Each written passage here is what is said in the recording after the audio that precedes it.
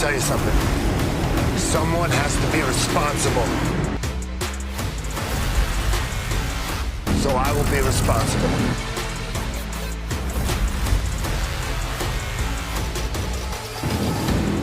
People think they know what I'm about.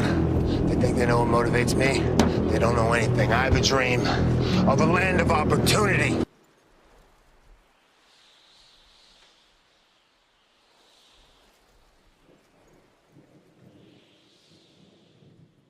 Wrestling gave me everything I have in the world. I want that for other people.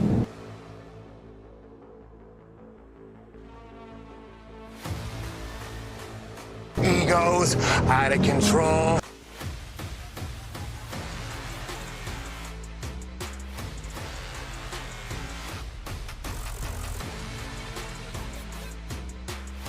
I will burn down the forest to plant a new one.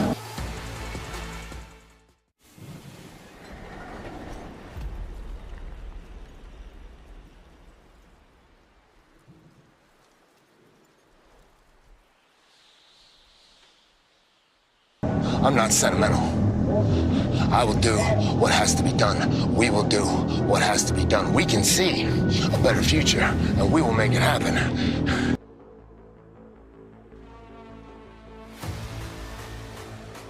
If you want to come with us, you can come with us. If you don't, run while you can.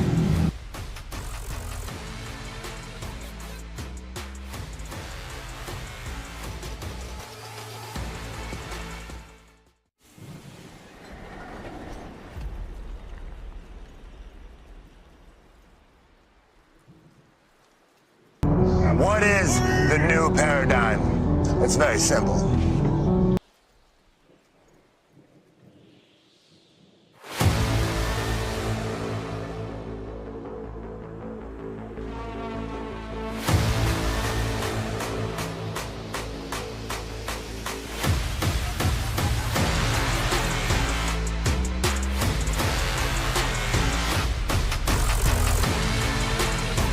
What is the new paradigm?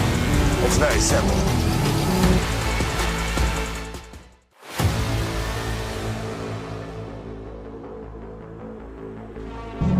Get out of the way!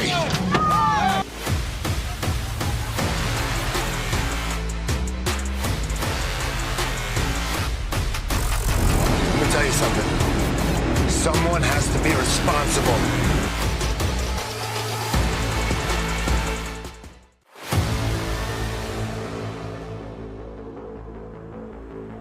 Let me tell you something. Someone has to be responsible. So I will be responsible.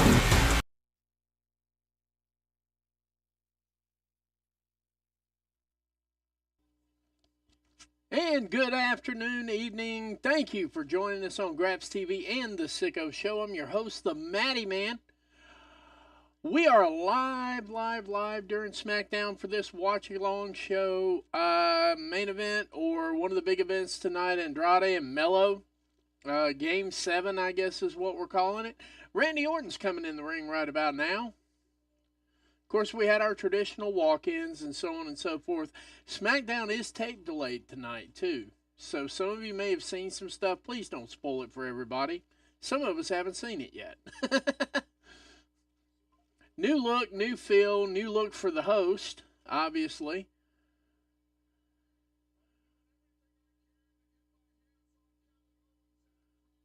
So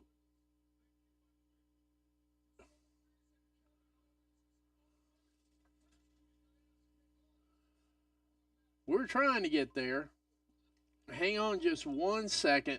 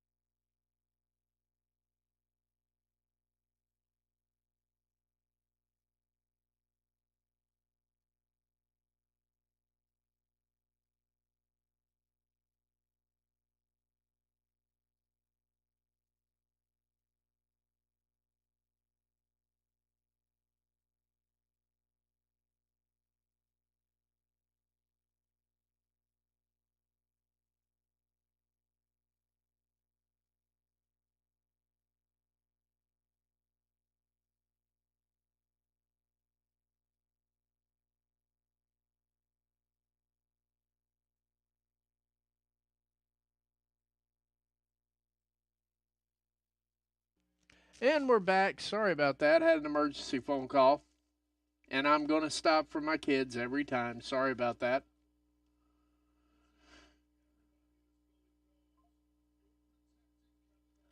And Randy Orton and Triple H are going at it here.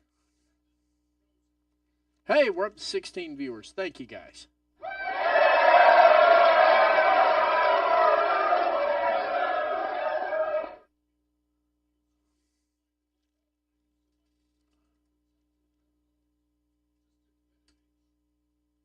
There we go. Randy Orton says he's protecting Kevin Owens. Just admit it.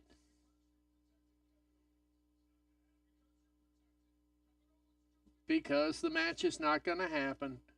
Now, is Triple H going to get way too riled up for the show? Who knows? Who knows?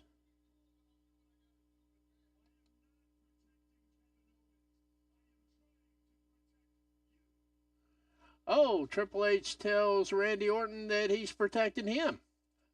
I'd like to figure this one out, but okay. And by the way, thank you for joining the show. We're at 20 already. Wow. Like, first few minutes and we're live with 20.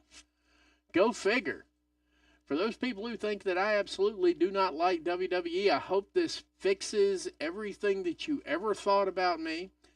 I like WWE. I like some of the stars. I'm just not really, really, really crazy about the format. That's all.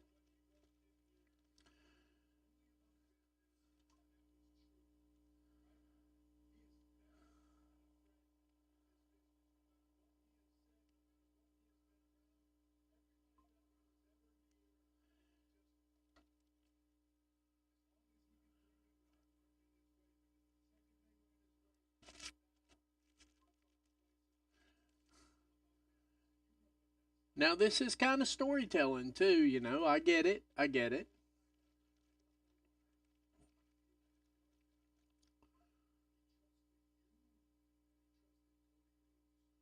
Yep. So, we need Triple H to come out here and tell Kevin Owens a story. That pretty much how it's working now.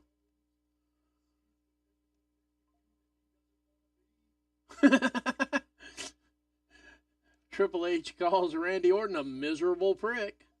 Well, you know, he's not wrong, though. I like Randy, but he is a miserable prick. By the way, young folks, that does come with age. You start off being happy and jovial, and you turn into a miserable prick sometimes. Whoa.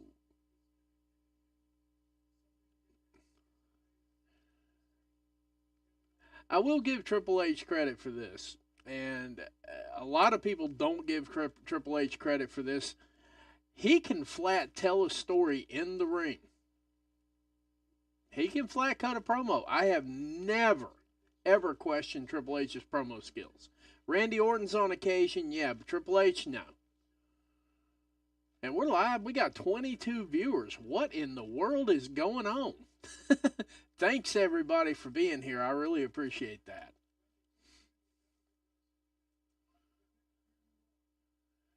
And of course, I'd be remiss if I did not mention our sponsors tonight. Right now, it is Freshen Up Energy and Cosmic Snacks. Need to relax a little bit, get some of that CBD Cosmic Snacks. And of course, if you need to pick me up or a relaxation or a naturopath solution to energy, Freshen Up Energy. Missing a lot of the harmful chemicals, all natural. It's good stuff. It really is. Great stuff.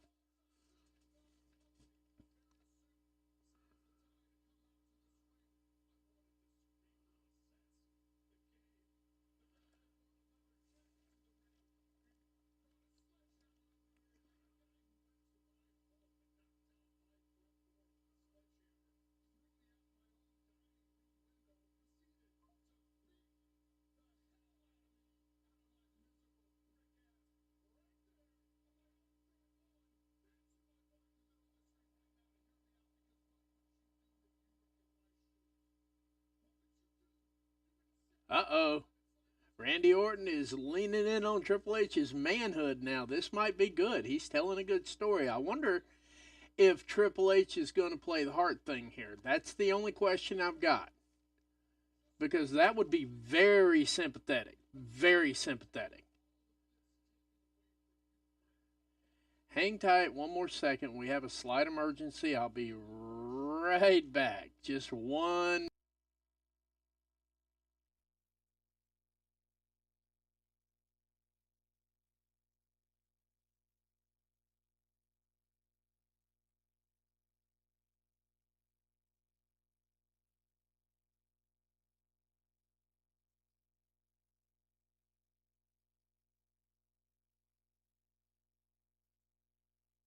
And we're back again. Sorry about that. Sometimes things get busy. It's my first time doing a show on Friday night. Nobody's ready for it.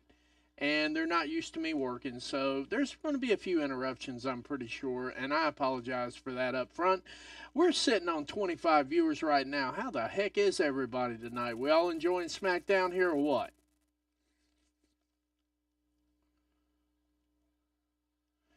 Yep, he's got the crowd going now. Let him fight. Let him fight.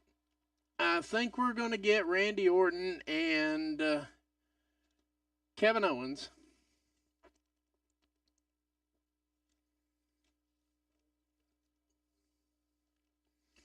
I like the way he does that. Now, see.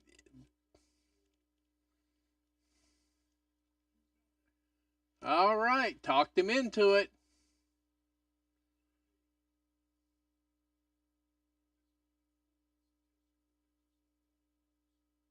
Uh-oh.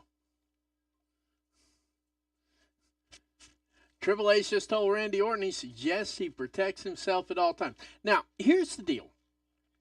One thing I will give Triple H credit for more than anything in the world is his ability to read the room. He read that room roughly about 20 seconds, and he played to it.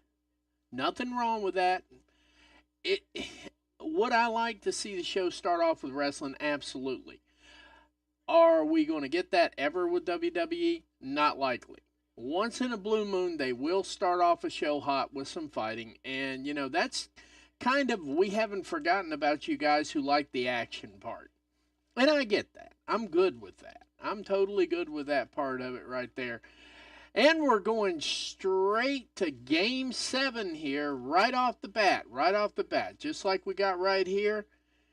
We're going straight to Game 7 with Melo and Andrade. I'm going to give you a preview of this in my mind before I go completely crazy here. We know Melo's already shown out for the U.S. title. I'm kind of feeling on this match, before it even gets started, before we get there, I'm kind of feeling that we're going to have an irrationally controversial finish. Because the only way you sell this match anymore and make it any more hype, now I could be wrong, the match hasn't happened, I haven't seen anything or anything, but if I were going to book this match, what I would do is book it as a Dairy Queen disqualification and make it a triple threat against LA Knight for the U.S. title. Since they've already said the winner of this match faces LA Knight, this is a segment right here where you could do a safe triple threat. And if they're thinking about Andrade for the title, this would be a great way to smooth it right in there. See, they could just slide that title in there.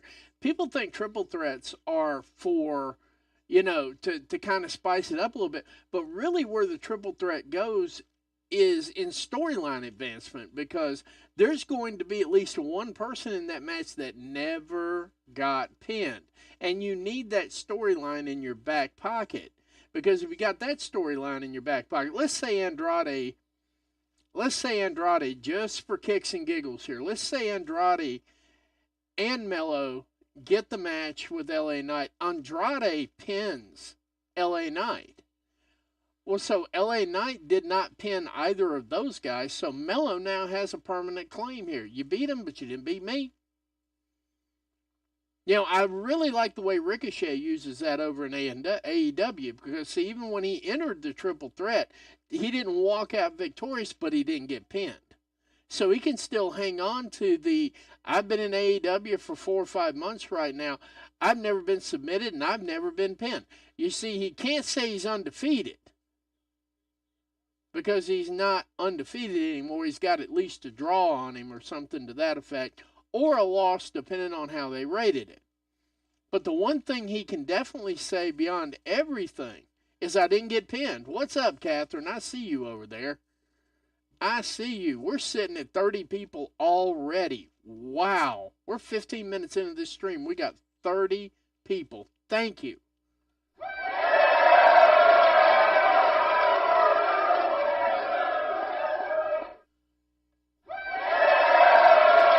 That one deserves a double. That one deserves a double. It usually takes me an hour to get to 30. Good Lord, guys. You guys are showing out big time tonight. Thank you. Thank you very much. Thanks for hanging out with me. And for those people in the stream, I guess you should know this because you're probably going to see the balloons in approximately 4 hours. I turn older than dirt tomorrow. I'm kidding. I'm actually going to be 21 with 33 years experience. That's the way I usually tell it. It's the way I've been telling it since the day I turned 22. That's been my running joke now for 33 years. I am 21 with 33 years experience. You are as young as you feel, not as you look. And while we're on the commercial break here, just to let you know, we are going to be reviewing Rampage tomorrow because guess what? These live events here seem to be doing really well. So we're going to do a live watch along Collision tomorrow night as well. Collision is loaded. I am impressed with how it's loaded. I'm kind of impressed with how Smackdown got loaded for this show because I think they wound up loading it up to that effect because they're taping next week's show tonight as well. Now, the only discourse that I have for this entire thing tonight, because this is a live watch along, I'm not going to sit here and just cram stuff down your throat. I'm watching it right here with you. The one thing that I will say is that, in case anybody hasn't seen this yet, I'm not a big fan of the Saudi show. And I'm not a big fan of the Saudi show for a lot of reasons. And this is my only discourse for the week on everything. Oh yeah, World Series, World Series, World Series. That would work right there too, Catherine. I'm $19.99 plus shipping and handling. I mean, if you guys want to know what my Cash App is, I'll pop it up there for you, the whole 9 yards. No, I appreciate it. Everybody's going to be giving me some birthday love. I'm already getting birthday love from overseas where it is tomorrow today. Where it is already tomorrow, and my Facebook friends over across the pond and everything else, they're already starting to hit me with the birthday wishes and all that. And don't get me wrong, my wife and I were talking about this a little bit, and she's like, well, what are you doing for your birthday tomorrow? Because she's still out of town. I'm like, well, nothing. And enjoying it. That's kind of how I look at it these days. Hey, we're sitting at 31. Thank you for that new viewer that just popped in here. But yeah, Catherine, I agree. I'm $19.99 plus shipping and handling. I'm kidding. I'm totally kidding about that. But I get it. I get it. I totally understand where you're coming from on that. But yeah, I mean, it's been a great week so far. Things have been good. Like I said, freshened up my look. I couldn't do that beard anymore. It's just too much like work. And, so I cut it back down to the goatee. And my wife likes the goatee. She says, this is what I like to begin with. I was doing the beard in advance because I thought I might want to be a wrestling manager. I still do. And the guy who was prepping me said, you need to get a full beard because nobody likes goatees. I'm like, well, they're just going to have to like them. You know what I mean? The goat is where it's at this point, and that's where it's staying. Want to be welcoming in a new advertiser coming down the pike here. It looks like we're going to pick up State Farm next week. Thank you. And it looks like Timu's finally going to finish up their stuff. So we'll be repping Timu, State Farm, Freshen Up Energy, Cosmic Snacks. I've got a couple of beer companies that are local around here. Some that could probably use the support that are up in Asheville and Boone. I'm going to be doing them some free press. I'm going to be making some free commercials. You're going to see stuff about them. They really, really, really need the help. We're back from break here, and Andrade is making his entrance. Let's see what's going on here.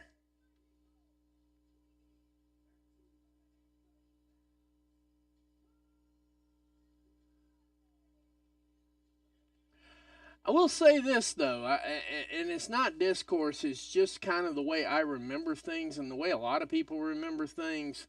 Lillian Garcia is doing better this week than she did last week. I don't think we're going to have any number one container matches this week.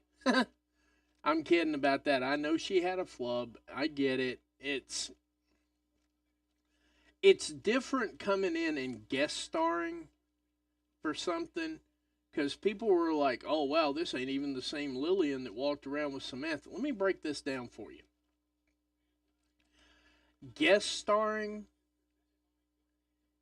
is a couple of 100,000 miles away from doing the entire show. So I'm cutting Lillian some slack on this thing. Lillian busts her ass day in, day out, night in, night out. And it's good to see some of the older folks making their comebacks like this. I mean, I guess WWE always knew they had Lillian in their back pocket. They probably talked about it for a minute, and then they were like, okay, yeah, we can do that. We can do that. Oh, you want to leave? Okay. Hey, Lillian, come on in and handle your business. That's pretty much how that went down. But even as seasoned a professional and seasoned vet that she is, she going to make mistakes, guys. It's going to happen. And I mean, of course, I gave her a little bit of a rib, but it was it. Just a quick rib. It's like, oh, so we're having a number one containers match. Is this going to be on a barge? I'm kidding. Totally kidding. But I was giving her a legit funny rib.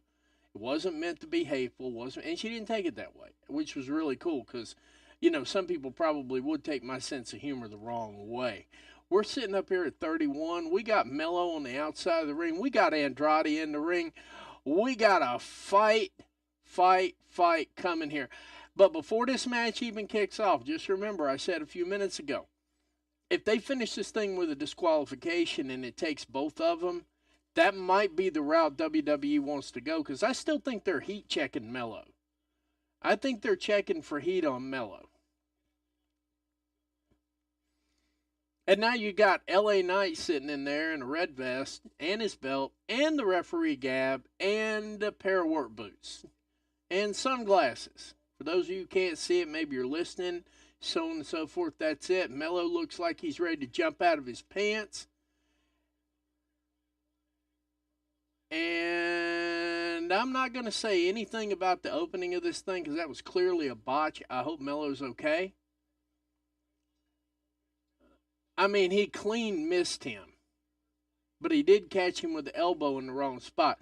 So we're hoping Mello's okay on that one. But it looks like Andrade drew first blood on this, not literally, but figuratively speaking. Mello's trying to hold his own. Back in the ring now. Yeah, I think that caught Mello off guard. I really do. I think that brained him just for a second. Now he's back in the hard way. Here come those flares. Wow. He looks like he could kick him through the ropes right now.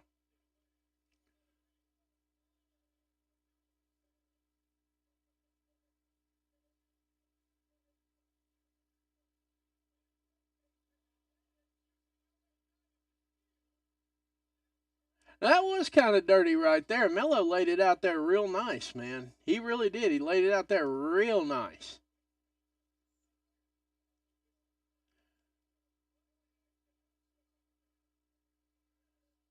Yeah. It's a lot of good jawing and back and forth. I like the back and forth on that. I really. Uh-oh. Here's the part where the commentators are going to say, he scouted that. No. Whoa.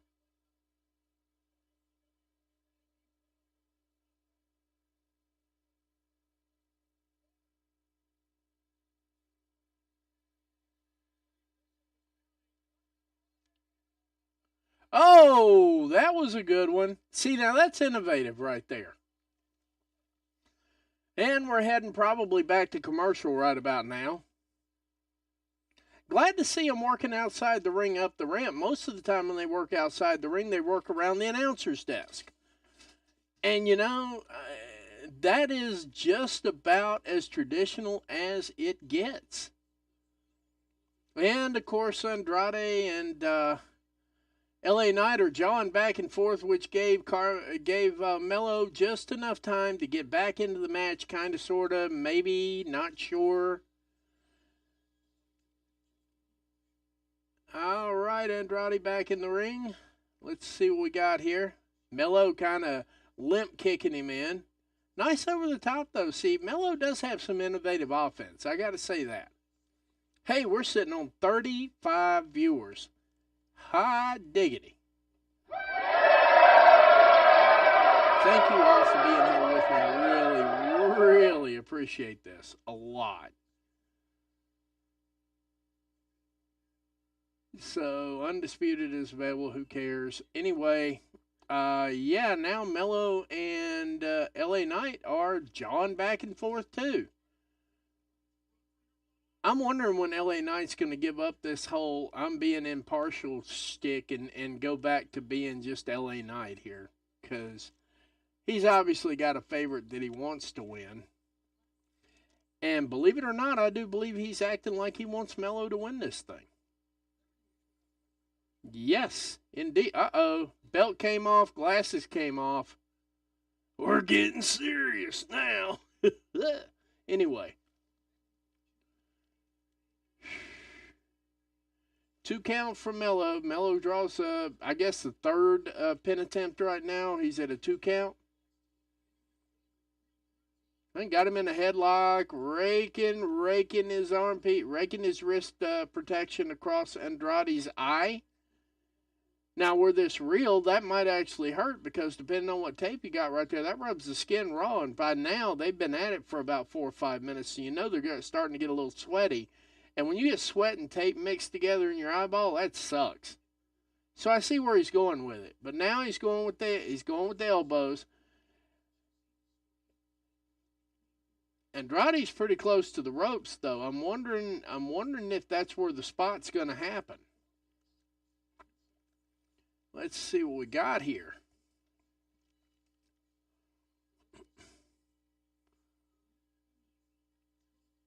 Yep, Andrade doing the comeback here. Now, how Andrade does the comeback is a whole lot easier. Andrade still knows how to tell stories. So he doesn't come back, hulk up, adrenaline rush, whatever the hell they want to call it these days.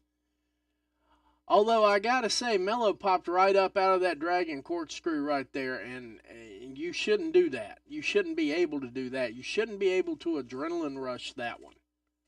Taking a knee out is like, that's kind of a big deal. I've had my knees took out before, and it sucks. Let's see where we're at here.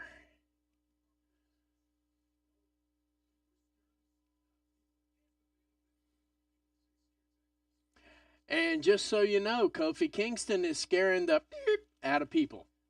Yeah, he was scaring the out of me a while back.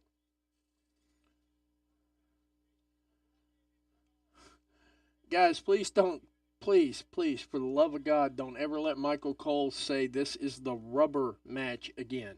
He sounded way too hyped for that. Or no, was that Corey Hayes? Or Corey, I'm sorry. I could have got that one totally botched.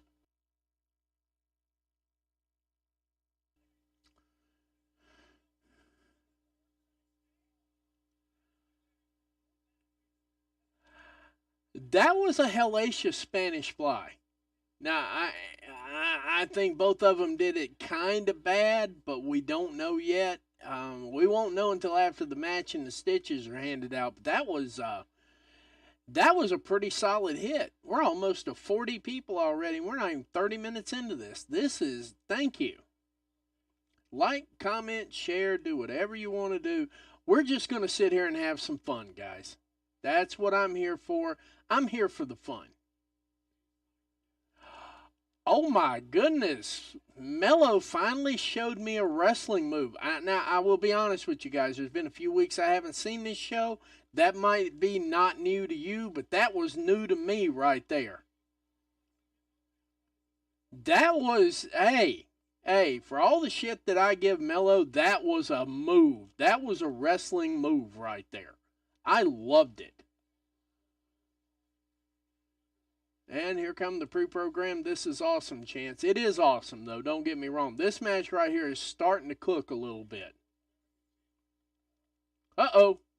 Uh-oh. Uh-oh. And Andrade almost delivered the message. And, oh.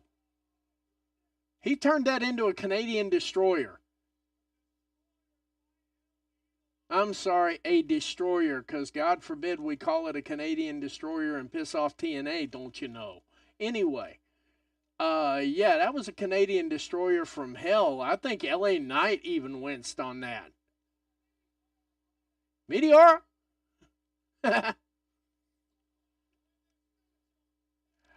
Whoa! That was a kick out by... For real? Now LA Knight's going to be on... Uh-oh, here comes the trickery. Here comes the main roster fuckery. Yep, you don't bump the official, Mello. Oh, now they're going to fake bump the official. Oh! Uh-oh! Mello just knocked LA Knight out, we think. And we're going to try to get the Three Amigos out of Andrade. Going for the Three Amigos. There's dos. Oh, no tray, no tray, no tray. Oh, what the fuck was that? And Mello's under the ring, under the ropes, so you can't pin anyway. And of course, LA Knight's going to bring him out here and have a conversation with him across the announce table, because that's how they would tell it. LA Knight's going to have a conversation with him outside the announce table, and now he's telling Andrade to go get him. Uh-oh, I guess we are going to wind up with a Dairy Queen. BFT for Andrade. So Mello got fresh and comfortable with the announce table, and he's about to get fresh and comfortable with a BFT. There we go. And we still don't have a bell yet, but we're getting there. We still don't have a belt. Now we have a decision.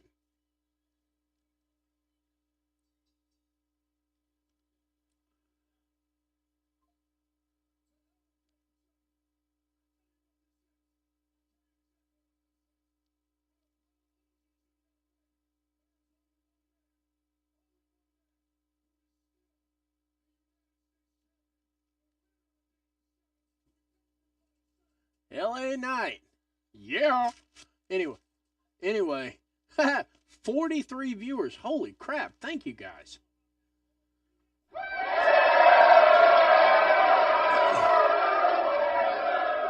All right. Now here is where Adam Bald will need to come out here and make the match. Should have him coming out here to make the match just any second now. And we're backstage with Tiffy and Nia Jax. But as you know,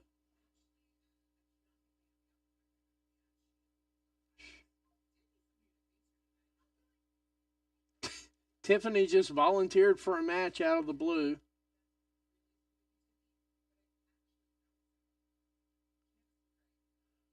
Candice LeRae is... I'm sorry, she's not boring. Congratulations on the kid, by the way, too. That's a big deal. I'm cutting her a whole lot of slack. I'm cutting Gargano slack. I'm cutting everybody slack. Haven't had kids myself. I know that sleep is the first thing you lose. And that's a fact.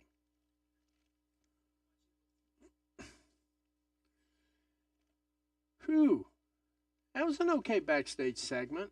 But I can see Tiffany getting pushed out of the mix here a little bit. And we're going to have a match between Naomi and Candice LeRae coming up here immediately next after this commercial break. Somebody tell me, is Smackdown going 2 hours or 3 hours? Let me check something here real quick.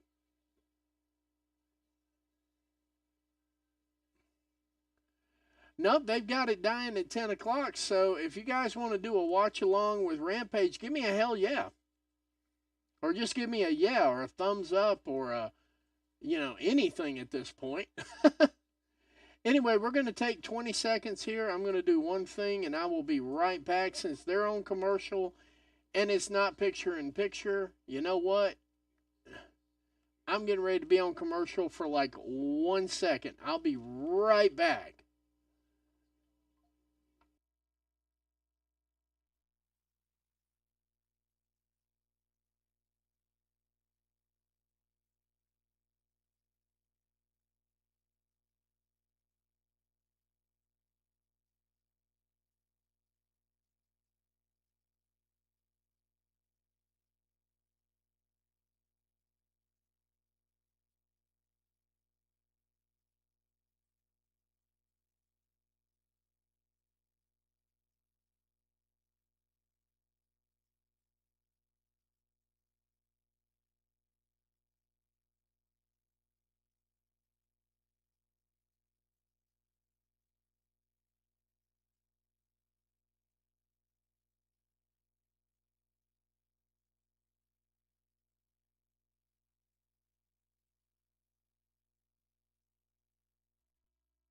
And we're back. And we're back. How's everybody doing here? It's commercials almost over with. Sitting at 43 people. Thank you. Thank you. Thank you.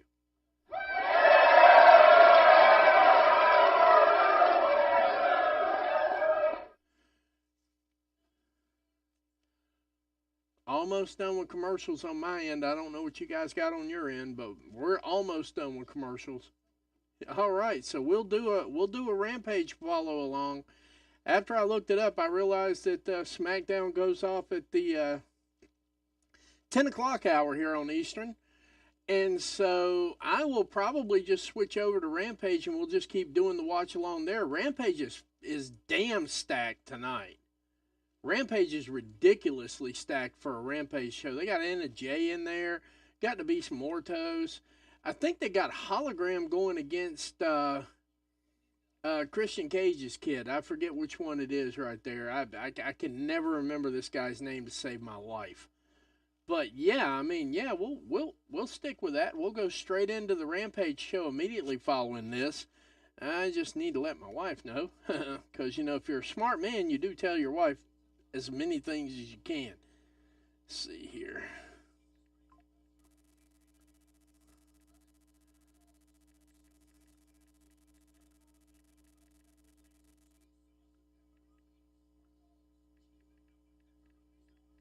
There we go.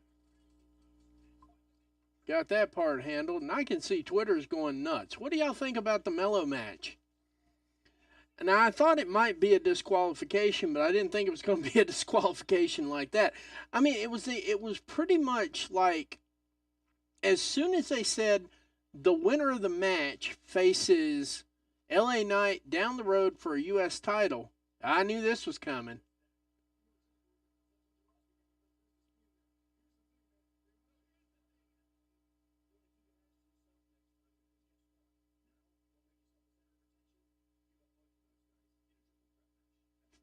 Saw it coming a mile away. Triple threat match, Crown Jewel, saw it coming before the match even got started today. Now I can brag a little bit on that. I saw that one coming. Now we got Naomi and Candice LeRae going at it. As everybody knows, Candice just had a baby not too long ago, her and Johnny Gargano. And you know what? Shout out to her for getting out there working. Shout out to her. She did win the speed title, too. The speed title, the Twitter belt, if you will. If you will. She did get the Twitter belt. Ain't nothing wrong with the Twitter belt. Twitter belt's a belt. There's 865 other well-known professional athletes right now that are strapless. So you know what? The Twitter belt is a belt. Yeah. That's how I'm looking at it. See what we got here. Before this match gets started, just a reminder, Cosmic Snacks and Freshen Up Energy, they are sponsoring this podcast. So if you would like to check out some natural energy, give Freshen Up Energy a shot. And if you need to sleep tonight, Why don't you just call Cosmic Snacks up and tell them how bad you need to sleep, and they will formulate something for you. They've got something on the market that'll help you out. We got you covered. And pretty soon, out of the same vein, we're going to be doing nutritional supplements as well. So, yeah, I mean, get ready because we're there. Let's see where we're at on this thing here. Since we've already got that part took care of, let's go over here.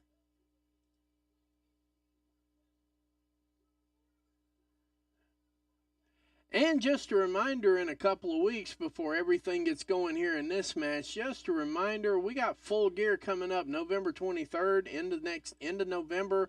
We are not far from November right now, so be sure. Triller TV is running a package deal right now that gives you Full Gear and World's End, both pay-per-views, $85.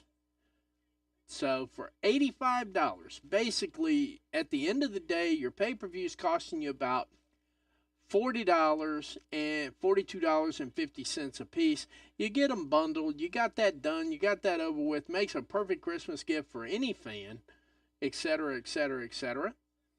So just so you know, that's coming.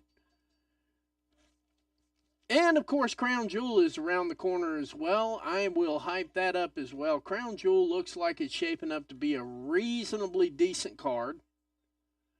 Not 100% sure where I'm at yet with these Crown Jewel belts. I'm not going to lie about it. I mean, they're beautiful belts. I like them. Titles, championships, whatever we're calling it. Oh, thank you, Jennifer. Oh, hey, Jenny, how you doing? How you doing? Yeah. You made it. Y'all, it's my buddy Jennifer from up New York. Northern New York, to be exact. Great gal. Great to hang out with. We have spent many a time on the telephone just kvetching amongst each other, discussing the days and so on and so forth. Hey, welcome in here, Jennifer. Thank you. Hey, like, comment, share, Jennifer. I can definitely use the help over here on Facebook. I ain't getting squat off Facebook. Wow. In fact, I ain't getting nothing off Facebook right now.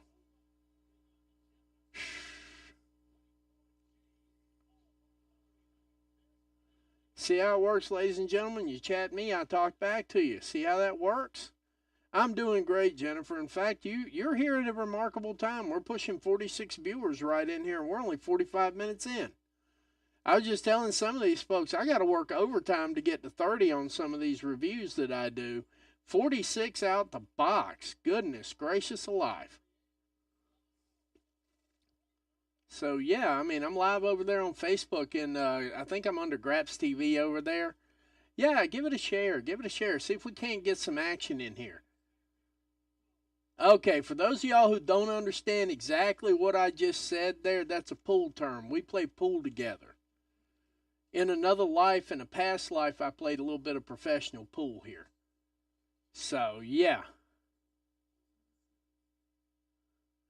I know that feeling. I've had days like that too, man.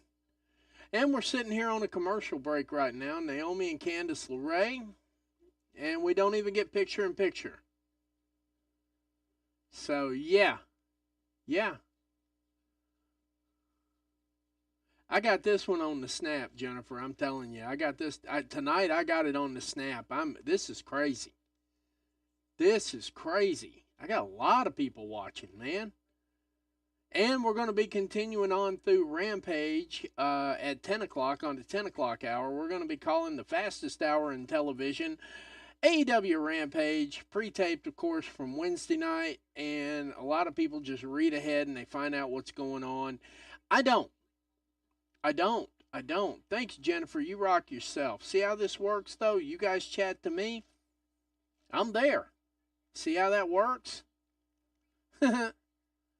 So, yeah, I mean, in all seriousness, we're up to 48 viewers now. 48. Let's see if we can get to 60 by the end of the night. That'd be great. If we get to 60, that'd be awesome. Not quite as awesome as the Snickers commercial for Halloween with the booty butt shaking around, but pretty awesome.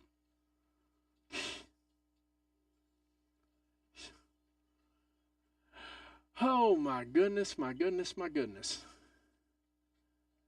If we have about 3 more commercials, shut up, Matt. They'll keep sending them. Give me 2 seconds here.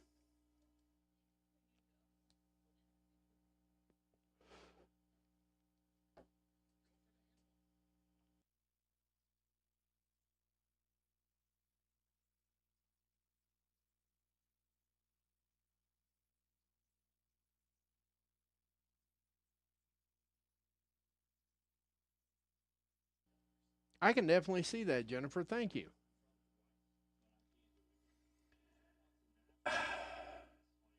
Y'all, it's only the 25th of October. We got like 6. We got 12 more days of. Uh.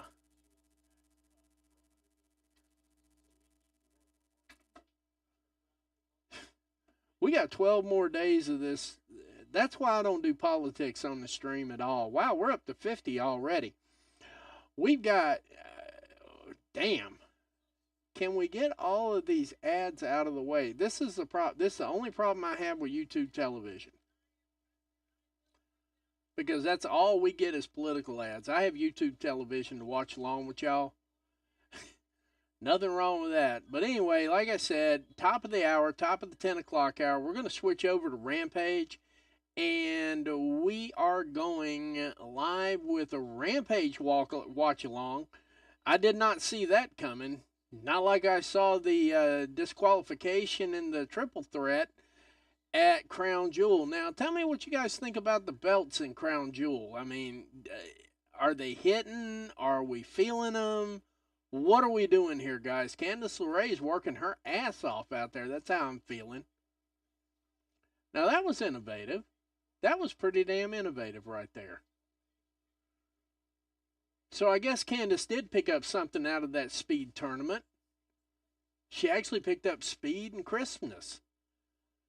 So if I could give any credit to that speed tournament, since a lot of people shit on it left and right, if I could give any credit to that speed tournament, a lot of the wrestlers that have come out of that thing, since they can't go to Stardom, they can't go to the G1 in New Japan. I mean, the Speed Championship is not that,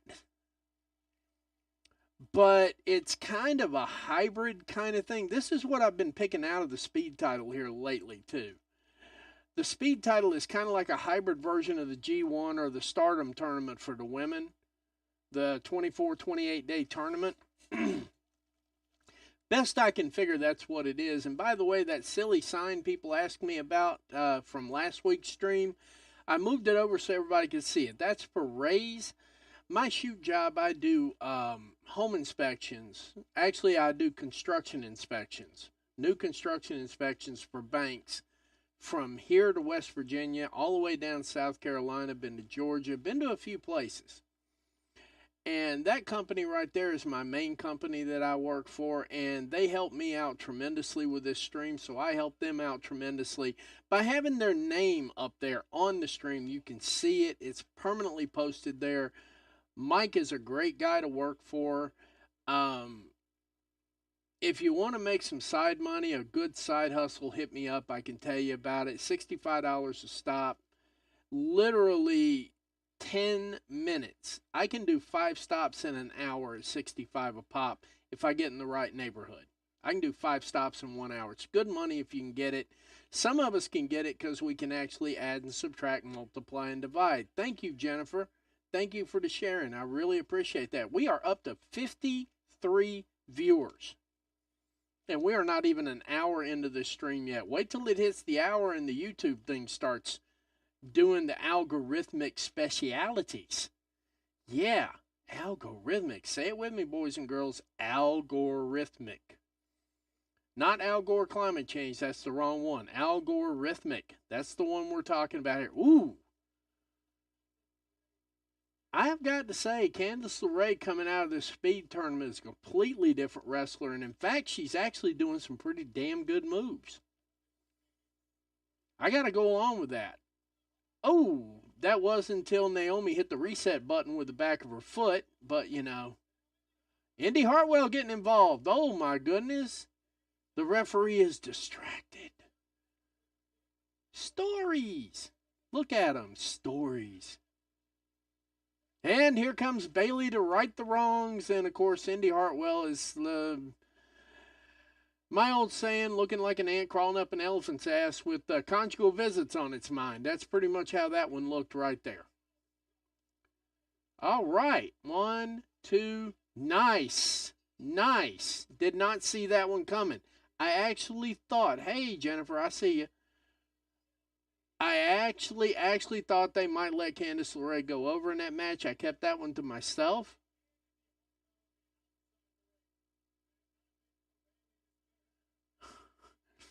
What is the one final thing you got to say, Jennifer? Because it's going to show up live on the screen here in a couple of seconds. But I do appreciate you stopping by and rocking my chat out for a little while. Man, that was really awesome, Jen. Thank you. One of the best friends in pool I ever had. Pretty much the only friend in pool I ever had, but you know, hey. A week from tomorrow, Riyadh, Saudi Arabia.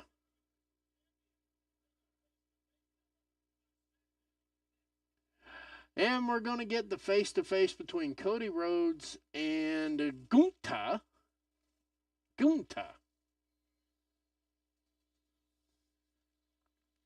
And we're on yet another commercial break. This 2-hour format's got to be killing them. It really is. And by the way, I have heard it, but I haven't seen yet. As to whether or not SmackDown's moving to 3 hours, when exactly is it going to happen? Oh, my goodness. Look. Thank you, Jennifer. Thank you. Thank you for the happy birthday wish. Live on stream, boys and girls. That's my girl right there. She's been my buddy for 15 years, going to be my buddy 15 more years, till I die. Thank you, Jennifer. That made my night. Appreciate you. Enjoy your gaming. And, of course, I think the Bills are playing this weekend. I'm not sure yet. So,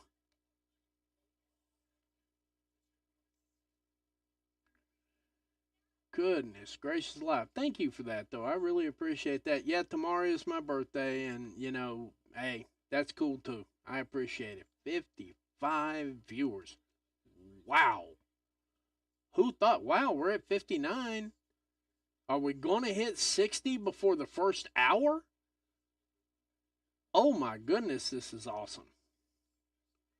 Let's see what we got here. Let's go close that because nobody's on Facebook. That's a fact. So let's go here. Let's see what we got here.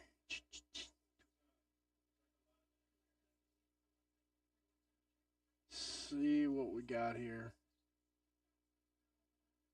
Oh boy. Close that. Let's see here. We're still on commercial break, everybody. I'm working on it. Let's see.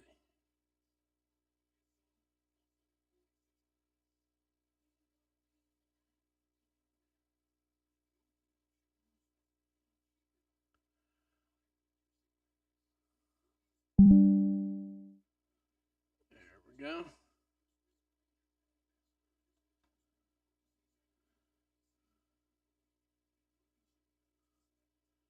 Thank you, Jennifer. I appreciate it. I know you got to run, but it was great of you to stop by. Always.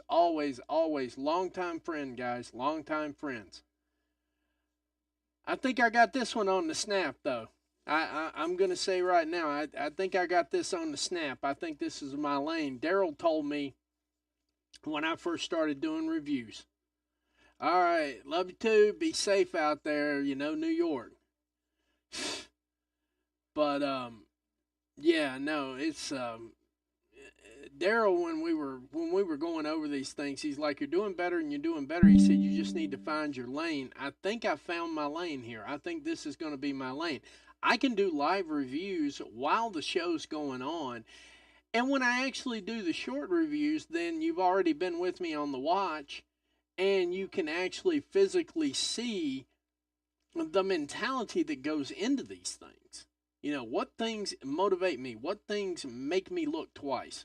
What things make it just where I have to call it that way? What things do that? So that's always a help. That's always a help. But I'm telling you right now, all I see coming out of this next one, the face off, so to be, the face off, I don't see a lot coming out of this. I don't see anything new coming out of this because they've been facing off a couple of times now. They're about to run out of quips. So we're going to find out here in just a couple of minutes here if they ever get over these commercials. My Lord. They got more commercials on USA tonight than CW had for the NXT show on Tuesday night. So, we've got, we've got a Kurt Angle. We've got a Smackdown review. We've got a Smackdown rewind. They used to call them rewinds. John Cena and Ruthless Aggression. Give us about 20 seconds here, and we'll be right back before this face-off comes on. We'll be right back here in about 20 seconds.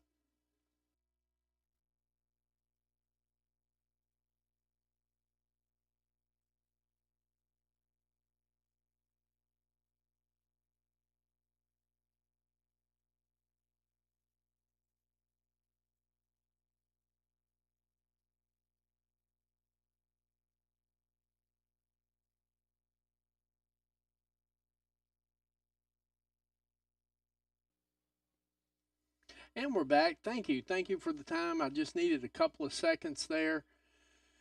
People aren't used to me being alive on Friday nights. They're used to me just sitting around watching wrestling and shooting the shit with friends of mine and stuff like that. So my phone may be busy tonight before everybody figures out my new schedule here.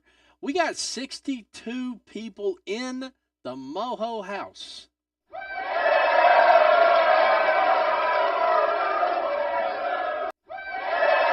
Yeah, that's a double applause for me right there. Just a quick reminder, this stream is brought to you by Freshen Up Energy and Cosmic Snacks. Freshen Up Energy, Cosmic Snacks, can't talk about them enough. They were gracious enough to help me out to where I don't have to worry about what I say anymore. I mean, we want to maintain the algorithmic goodness, obviously. Obviously, we want to maintain the algorithmic goodness here. Because, wow, we're pulling in 64 viewers now. Wow. This number's going up crazy. Thank you. And here we have Cody Rhodes' entrance. Adrenaline in my soul. Oh, my God, here comes Cody Rhodes. I will never get over that Rhea Ripley videos where we all got that from. And if you guys think I'm hating on Cody Rhodes, I'm not. I thought it was really cute when Rhea Ripley's like, oh, my God, it's Cody Rhodes. That's a lot of how sometimes people feel. But he's still getting over with the crowd. Now let's see how his woe does. Here's a heat check.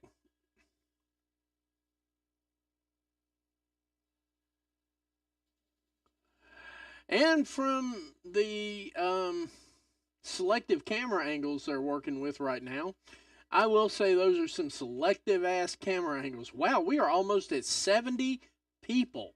Holy crap, I don't know what to do with myself. So I guess this is just what I'm going to be doing from now on. Watch-alongs, live reviews, things like that. Because at least you get a general idea of what goes through of what the process is when we're doing these reviews. I figured instead of just doing a dry live review, I'd walk you through the process. See, I'm not like the rest of the podcasters. I'm willing to just let you into my mind, to my train of thought, to where I come from on some of this stuff. So when you see me make a comment and it seems a little bit off to you, that's me being completely honest about the segment. So if you're actually alive with me here on the watch along, none of this comes as a surprise to you. I've noticed that in my interaction on Twitter now. When I do the live watch-alongs, people are like, well, that's what he was talking about on the show. Okay, so, I mean, I don't sound like the angry person anymore because I'm not angry. I love wrestling. I tolerate a lot of what goes on in WWE because at some point in time, everything comes full circle. It doesn't matter if it's WWE, it doesn't matter if it's AEW, it doesn't matter if it's LMNOP. Eventually, things come around to you. Eventually, the angle comes around to you. Eventually, the user preference comes around to you. Now, I will say that Tony Khan runs that circle a whole lot quicker than others. And that's one of the main reasons that I like it, because it's never the same thing twice. You want to know why I predominantly watch a certain show? It's because it's never the same thing twice. Even the angles that you know exist, they re-exploit them in a new and powerful way. This Mox thing is a new and powerful thing. Let's listen in, though. We've got Cody Rhodes and we've got Gunther. Gunther is obviously going to make some trash remark and probably mention Goldberg or something to that effect. They got Goldberg under a Legends contract, and there is a belief that he's going to get involved in Saudi Arabia. That belt is bigger than Cody Rhodes, though. What do you want to talk about? Gunther's gonna beat him to the punch.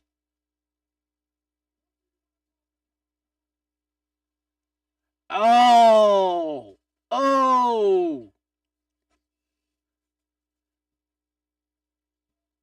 Somebody pulled Gunther to the side and said, "Hey, this is how you get nuclear heat,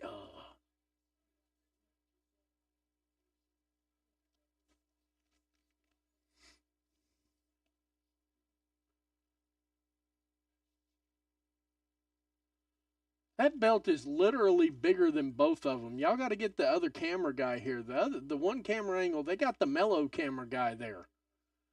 We need to get the regular camera guy here, because right now that title looks bigger than both of them.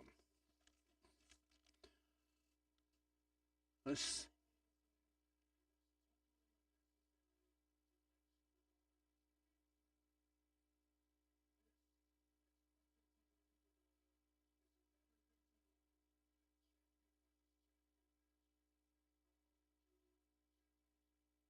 Now, Gunther seems like he's walking this back, but somebody's already had a promo conversation with him.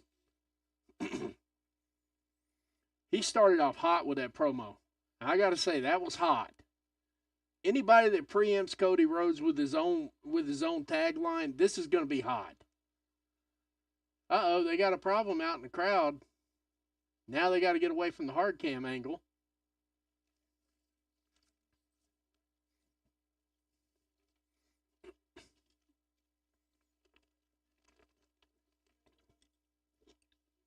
We are sitting on 72 viewers.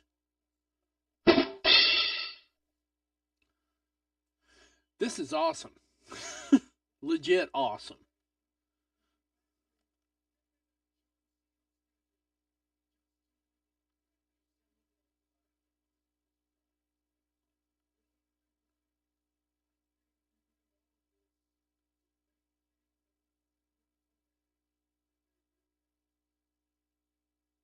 I tell you what, shout out to Gunther for saying the quiet part loud all the time. It's like he trolls social media to find out how he's going to work his promos. I really believe that.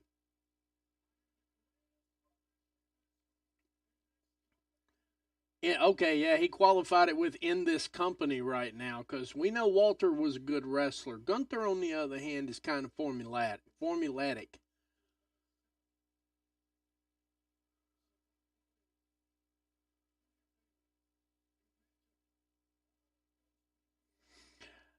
Part of me wants to say Cody can take this title, and they're throwing Goldberg in there and everything else, but the part of me that realizes what they're doing with Gunther right now, that rocket they keep strapped to his back 24/7, 365, I got a bad feeling he's going to come out with the title on this one too.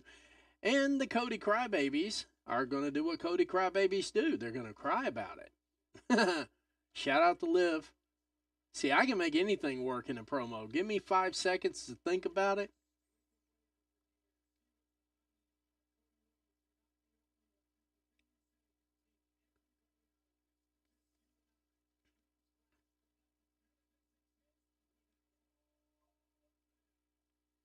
That was a little pandering right there, but that's okay. We'll let that go.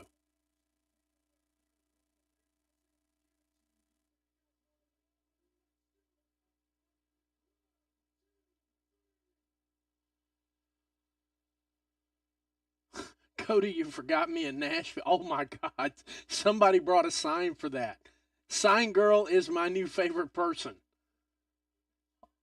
Oh my goodness.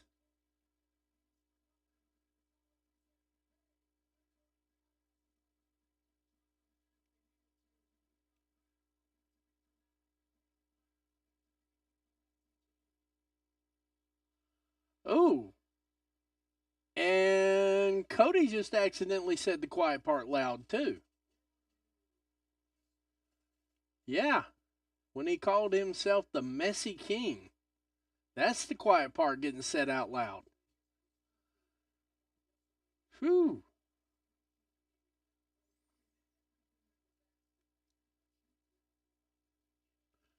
Uh oh. Uh oh.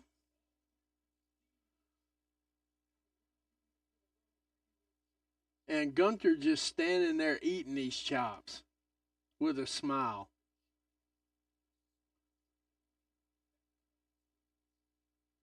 Uh oh. Uh oh.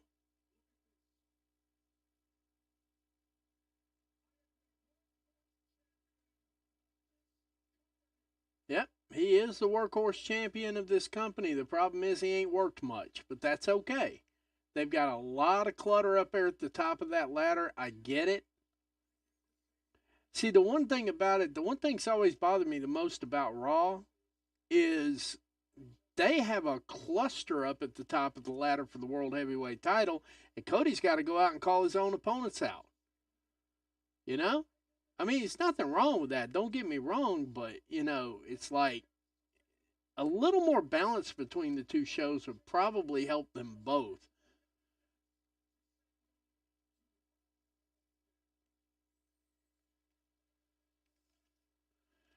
Gunther's working that mic.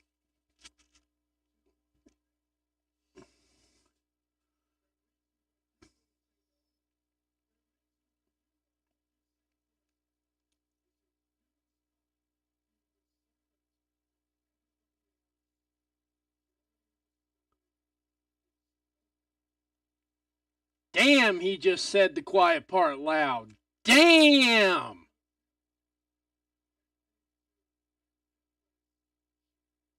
Oh, wow. Gutless champion coming out of Gunther. He said the quiet part loud. Like he screamed it. Like, if you don't have this, you don't have that. You're nothing. You're nothing. Uh oh. Uh oh. That it?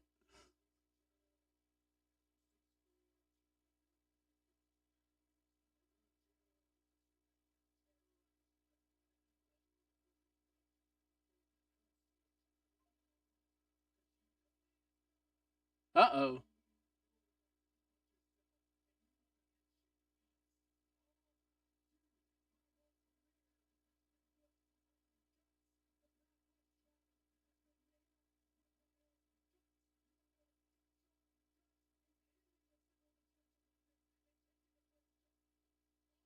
Holy shit.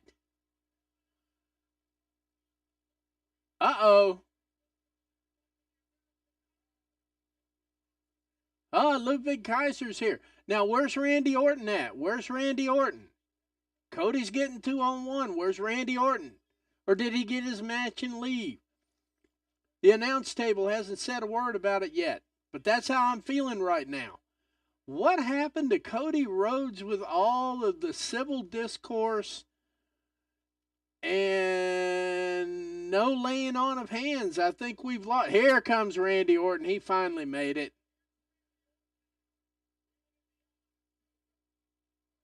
But we all know Randy Orton wants a shot at that Universal title. The problem is Roman Reigns done showed up and screwed all that up. So, you know what? I don't blame Randy. I'd probably be a little frustrated too because they slow rolled it. Oh, he's holding the title too. Uh oh, he's doing him a Kevin Owens. He's doing him a Kevin Owens, and you ain't even seen it yet. The only difference is he's not standing behind him holding some object ready to knock his brains out, but he just did a Kevin Owens right there, live and in living color. Live and in living color. Cody's tie got messed up and everything. It was really great. But you know what? This is what people want to see, Cody. They don't want to see civil like, oh, well, if you come to my house, we'll talk about it over some tea. No, they want you busting some damn heads. That's what a face-off is supposed to end up like. Now, not necessarily every single time. We're going to commercial again. 77 viewers. Wow. Thank you. Holy crap. Wow. 77 viewers coming to you live here. And, of course, we got the NXT commercial for next week. Shout out to USA, too, to still be pushing NXT like they got the show. I don't know if... And you say, well, wait a minute now, that's television. Anybody can run an ad. No, USA is actually shouting out NXT on Twitter, Facebook. Now, they're not doing it on YouTube. I didn't see it on YouTube, but on Twitter and Facebook, I have seen USA shouting out NXT. That's double for your trouble right there. That is double for your trouble right there because USA is significantly bigger than the CW, and they know it. All right, we're going to take like a 20-second break ourselves here while they're on commercial break because I hate to sit there and just look and not have anything to say except there's a Wingstop commercial on right now and I'm starting to get hungry. And we've easily got, I don't know, an hour and 45 more minutes left of this stream here, so I'm kind of screwed on that one now, aren't I? I'm kidding. I'm totally kidding. But anyway, I'll be back 20 seconds, promise.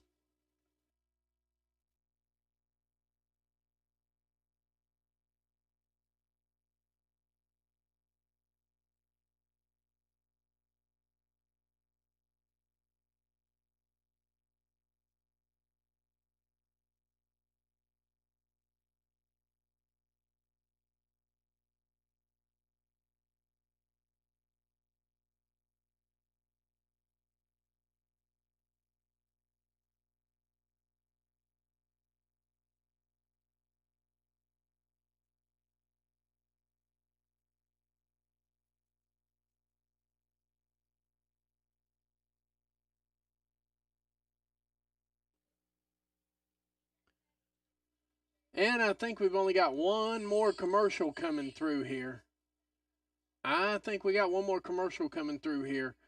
And yep, I'm getting live updates and stuff like that too. Yeah, wow, 81 viewers. I have not the first clue. Very humbled. Thank you. That gets a double applause anytime we go over that. I do have some funny stuff to talk about when we get to the Rampage side of it. I've got a stoplight for tonight because if you didn't catch it, occasionally, not every single time, when Tony puts on a good show, we're still on commercial here and so on and so forth. I will come under one of his posts and say, thank you, Tony, this show rocked. Just real simple stuff. Not, oh my God, Tony, you're the greatest thing in the world and blah, blah, blah. None of that. I'm like, you know what, Tony, this show really cooked tonight. Thank you. I had probably 18 hate messages inside of a minute. Like, literally, that thing blew up. I'm getting monetized on hate. That's crazy. I have never seen that before. Well, I seen it all the time on Facebook. That's why I came over to Twitter. I came over to Twitter because they had, or X, whatever. I'm still calling it Twitter. I don't care. It's Twitter. It's going to be Twitter. Also X. You were a little bit freer to speak your mind over here. And, you know, half of my streams, by the time Facebook rolls them through and everything like that, they take them down. I don't give a shit. I want to say what I want to say. Everybody else says what they want to say to me. I want to be able to say it back. And now we're back from commercial, getting yet another city landscape of Brooklyn, North Carolina, home of Taz, who is recovering quite well from knee surgery, had full knee replacement of Taz, I'm from Brooklyn, I'll miss you up. You know, Taz. Hope he's feeling better. Hope he's sitting down enjoying. Hope he's getting ready for Rampage. I'm pretty sure he's ninja watching Smackdown too, because he's a wrestling fan just like I am too. But 81, wow. Thank you. This is definitely well past awesome. We're getting a replay from last week here when Solo Sikoa got interrupted by Jey Uso with, at the time, the Intercontinental Belt, and so on and so forth.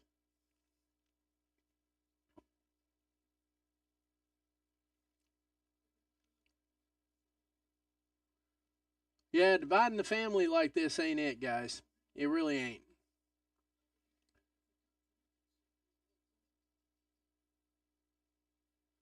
That's right, he did get a singles belt.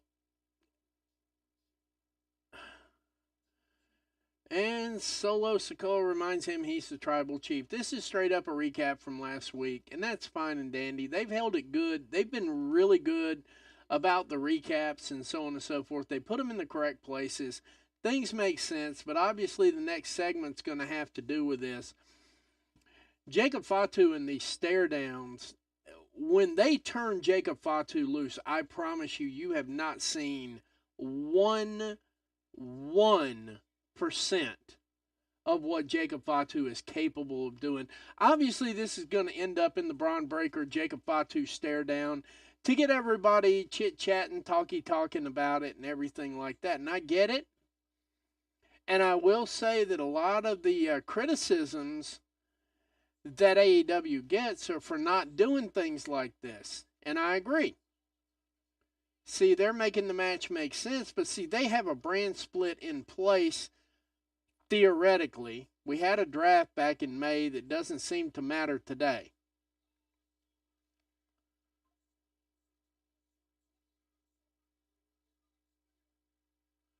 Now, see, that wasn't a bad move. Now that I watch it again, we got the recap hanging out there, and, looking at the recap again, I can definitely see about 3 stories cropping out of this.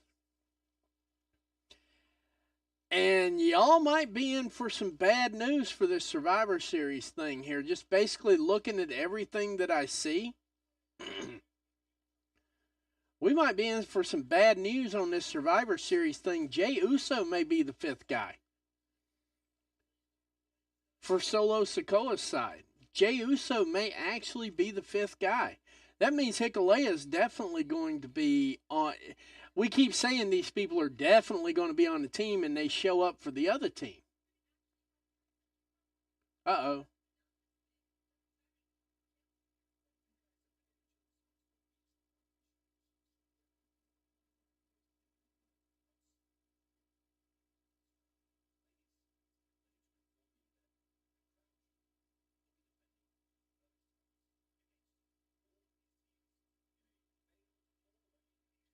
So we're getting a fatal 4-way for Crown Jewel. There you go. They made up the rest of the matches.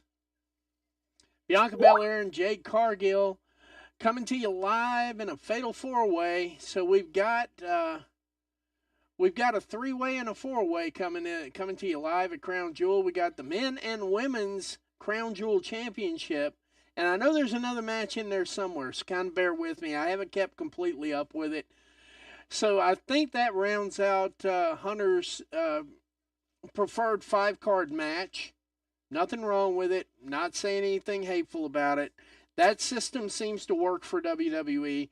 I don't see the point in beating it to death. If everybody wants to see it that way, I am completely flabbergastedly fantastic with the whole thing. But here we have DIY coming out to the ring now. Obviously, I missed this match card from somewhere, so I don't have their competitors just yet. Of course, they remind you they defeated the Street Profits and Pretty Deadly last week in a qualifier match.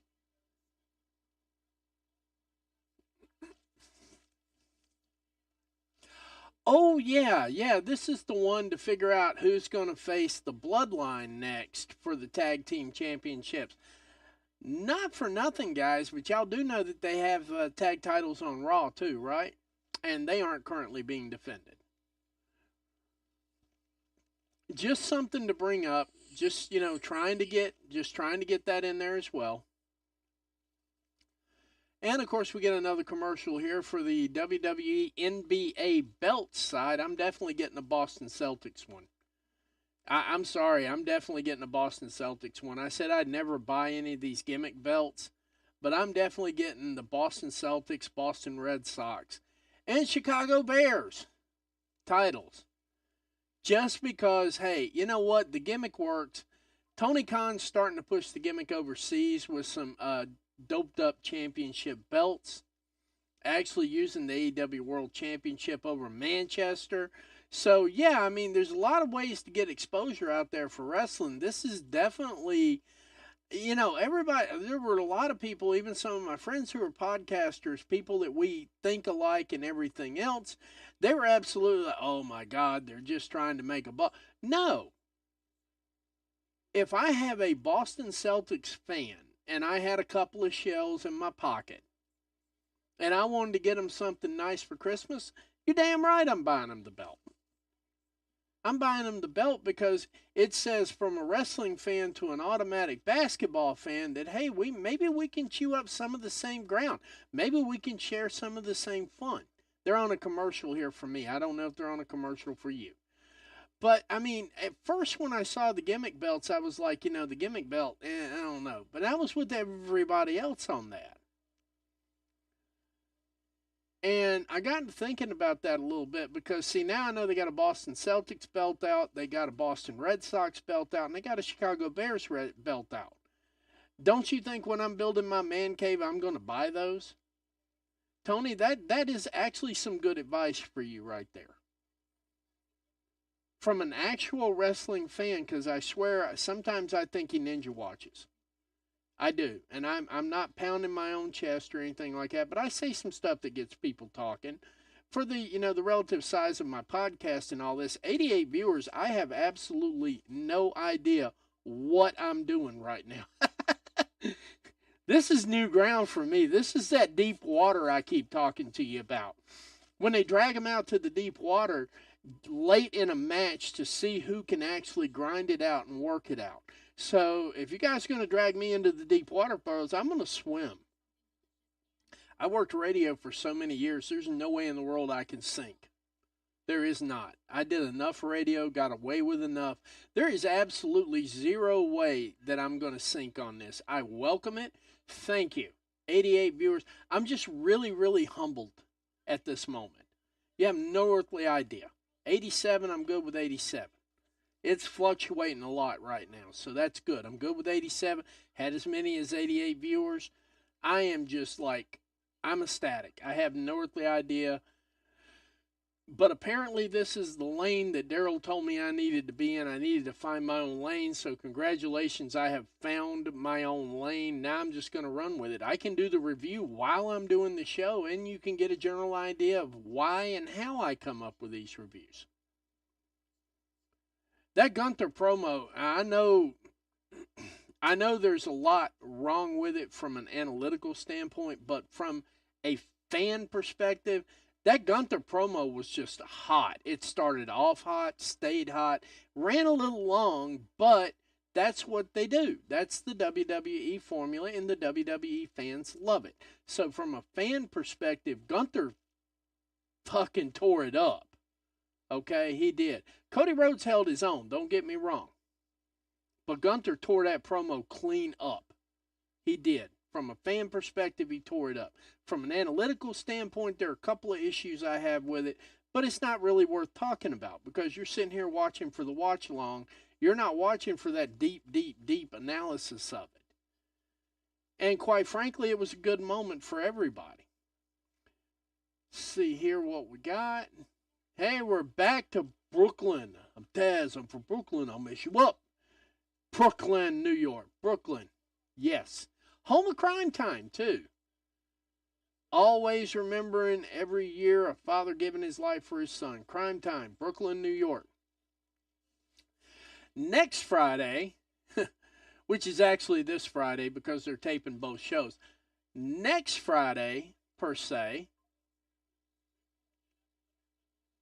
we're going to have a Liv Morgan and Nia Jax face to face. Probably going to kind of go the way it went with Cody Rhodes and Gunther. But on Friday SmackDown next week, we got Cody Rhodes and Randy Orton going against Imperium, back from old times here. Bianca Belair versus Io Sky versus Piper Niven versus Lash Legend is also going to pop off next Friday on SmackDown. That match should be pretty decent between Bianca Belair and I just literally lost it. Io Sky.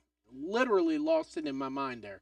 Bianca Belair and Io Sky. I wonder if they're going to clear out and let them work a little bit. That would be cool. That would be something that would that. Now you want to know something that would cook, Hunter? That would cook. If you get everybody out of the way, let Bianca Belair and Io Sky carry the match for like 3 to 5 minutes, then bring everybody back in, let everybody get their shit in, and then close the match out. Obviously, we're going to close it out probably with Io Sky winning, because you got to have some kind of controversy going into this. Motor City Machine Guns. I knew it. I knew I missed that one. Motor City Machine Guns, DIY for the right to face the Bloodline. It's going down right now. We're going to take about 10 seconds here, and then we're going to get into this match. So just bear with me.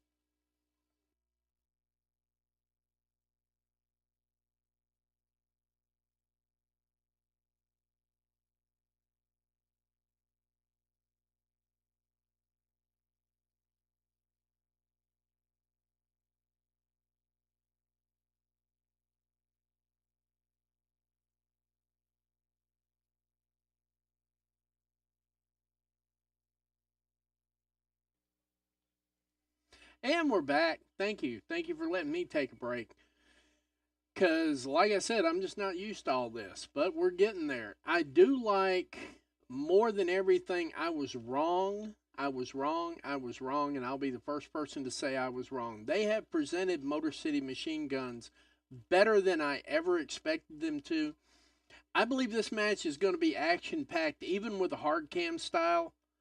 I think even with the hard cam style, if you let Motor City Machine Guns just work the way they work, and you let DIY work the way they work, this is going to be a pretty exciting match here. We're getting started already. They're filling each other out. Obviously, these teams have never met each other one-on-one in the ring in WWE.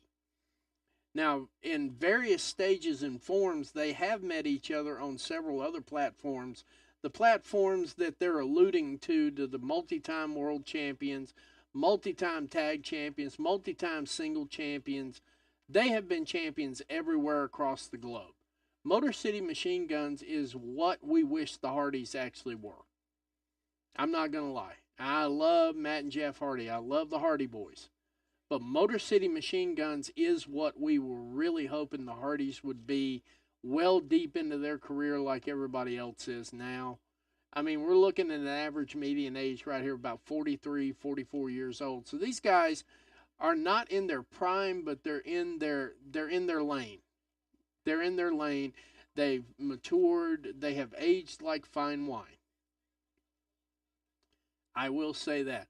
All right, let's keep this energy going here. Like, comment, share. We're live right now with the SmackDown watch along here on Graps TV and the Sicko Show. That was a nice fake out right there. Oh, now see, the Motor City Machine Guns just did something called chain wrestling. Chain wrestling might be a little bit confusing, but that's exactly what that was, and it was beautiful. Like I said, if Triple H gets out of the way, hard cam be damned. They'll get their hard cam shots in. Don't worry about that. The hard cam shots are coming.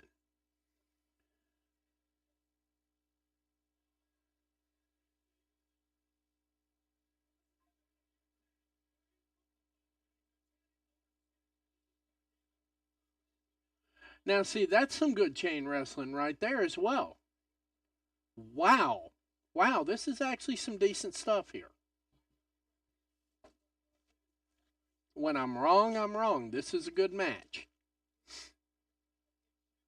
This is a very passable match right here. And they're still trying to work hard cam, and they're still trying to work styles. I'm pretty sure Triple H told them when they walked out there, hey, try to stick to the hard cam. And they were like, sure, Trips.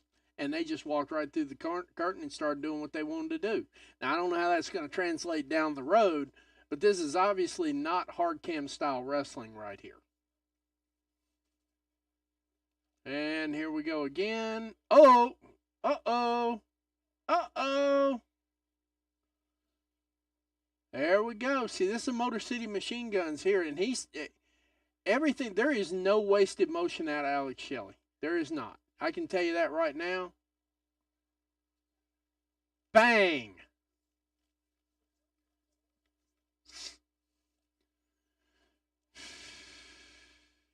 Uh-oh, this might not work out.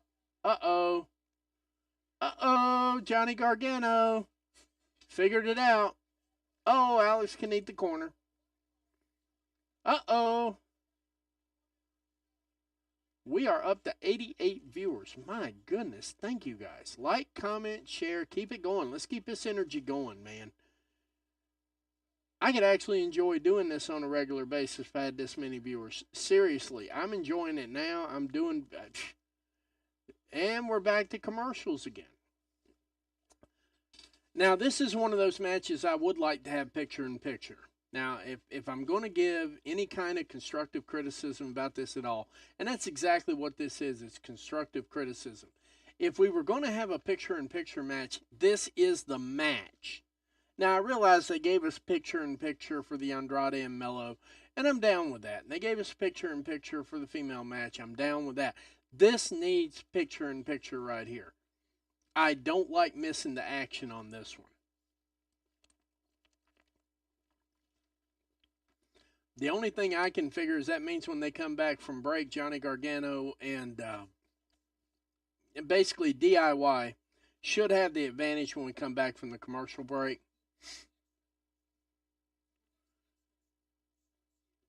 Alrighty. And now that we've seen a BMW commercial, I don't know what you guys are seeing.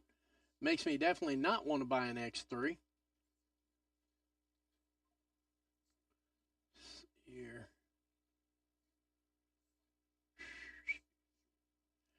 And of course the Modelo commercial. We'll be right back here in about 10 seconds here. I'll be right back, guys.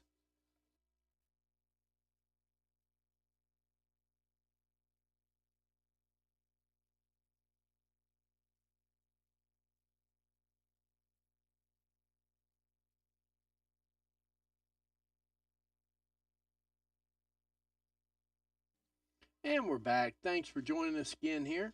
I just needed to take a break for a minute and just catch my thoughts going into this next segment here. Considering they're running the commercials for at least a good 2.5 minutes here, that means there's 2.5 minutes of action we've missed.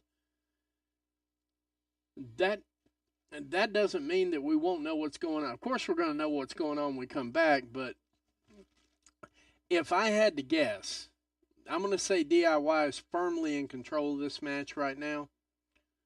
I could be wrong. We come back, Motor City Machine Guns may be tearing it apart for all I know. Let's see what we got here. We're getting there. We got another commercial set here. I'm going to work on one thing here while we're waiting on the commercials to be over with.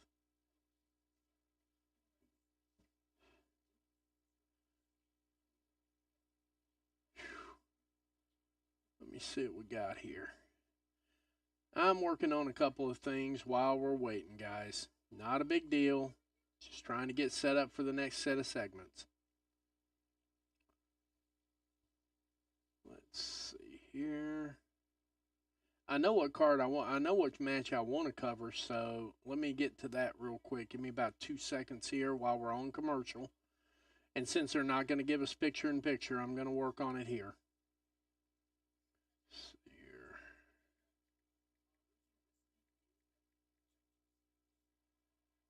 What's today?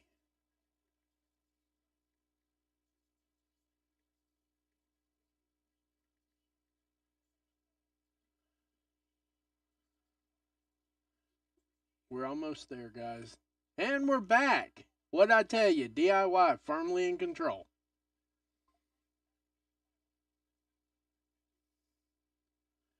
this matchup continues.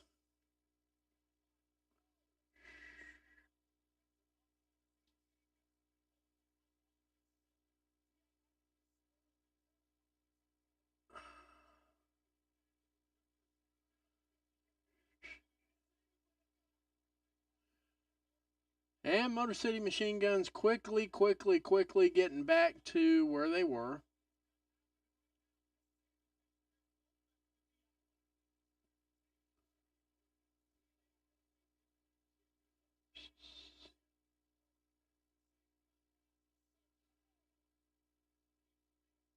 See how this comes out here. There we go. That's what I'm talking about right there.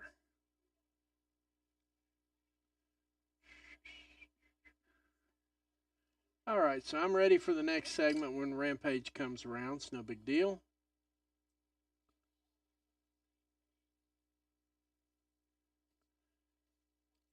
All right.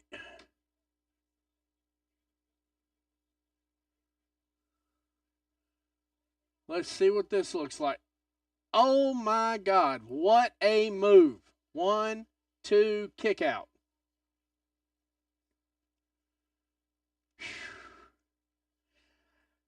I gotta say, that was an interesting take on an electric chair, a face plant, and I forget what they call that driver, but it's a driver of some sort, I'm 100% sure. Let's see here.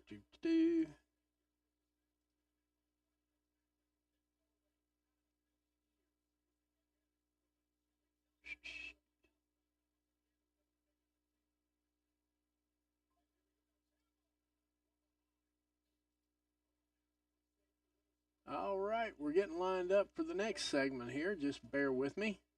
We almost there.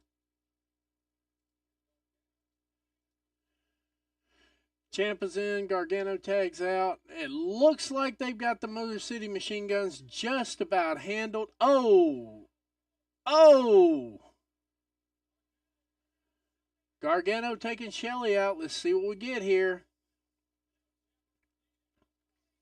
Running knee from Ciampa. Chris Sabin kicks out at 2. That was really closer to a 2.5.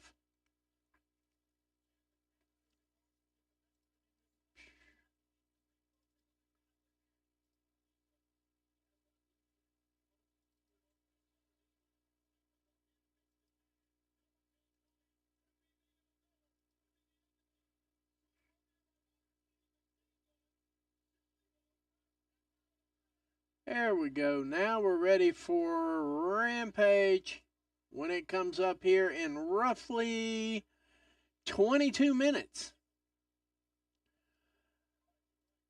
The one thing I will say about this Smackdown show that's very, very evident, I think we're going to have a lot more than 29 minutes of wrestling on this show. If we come up with a number like 29 minutes, I'm going to have to go back and watch this thing back to back. We are sitting at 89 viewers. Let's see if we can get to 100. Like, comment, share. Motor City Machine Guns pull out the win. They are the ones that we knew from, I don't know, 2-3 weeks ago. Actually, since they said they were signing the Motor City Machine Guns, they are going to be facing the Bloodline for the WWE SmackDown Tag Team titles. Not a single thing wrong with that either. If we had the Gorillas of Destiny, and I'm saying if we had the Gorillas of Destiny, this is being real. If we had the Gorillas of Destiny, not the Bloodline, if we had the Gorillas of Destiny against the Motor City Machine Guns, if they let them run that match like they just ran this match, no hard cam, there was a hard cam style there. Don't get me wrong, there was hard cam there. But if they run that match and we got Gorillas of Destiny against Motor City Machine Guns for the title, that match might actually be worth a damn. That's where I'm going with that. And you know what? I'm not an apologist for WWE, obviously. You would be hard pressed to find somebody who's an apologist that would say, I'm an apologist for WWE. But, all right, never mind. We got Cornholio coming out here. I'm sorry, I cannot get over it. That guy reminds me of Cornholio so many ways to Sunday. But now we got the face off here from across the building. Oh, never mind. They're just going to walk down to the ring. I've got a feeling we might get a squash here. And we're back to commercial. Motor City Machine Guns wrap that match up. We are back to commercial already. Slight delay here. I'll be right back.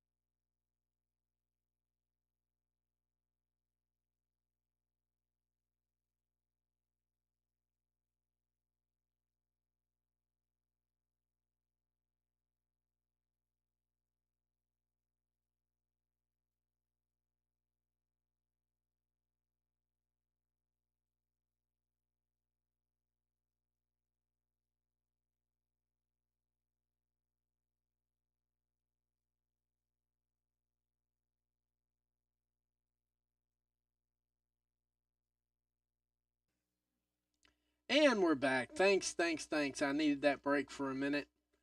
Like I said, I'm also not used to working Friday nights either, so I'm doing the best I can with what I got to work with. I'm doing the best I can with what I got to work with. It's been a minute. It's been a hot minute here. And we're still on commercials. I'm guessing this last 10 minutes is going to be the bloodline bucking up to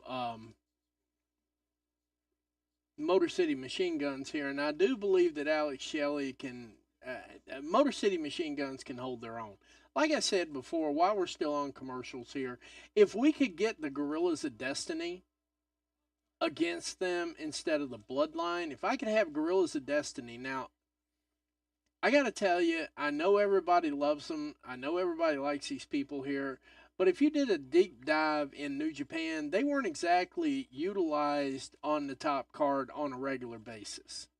Now, I'm not saying they're mid, so don't anybody quote me and say that, oh, Matthew said they're mid. Ooh. Yeah, no, I didn't say they were mid. I said they didn't get utilized on the top card very often. And that's not being mean, it's not being rude, that's just being factual.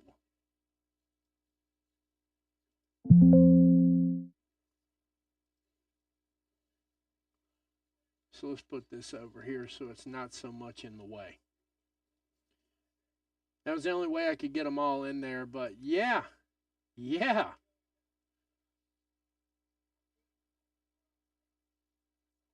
Oh, well, Nick Aldis has run in here to try to run interference for this ensuing brawl.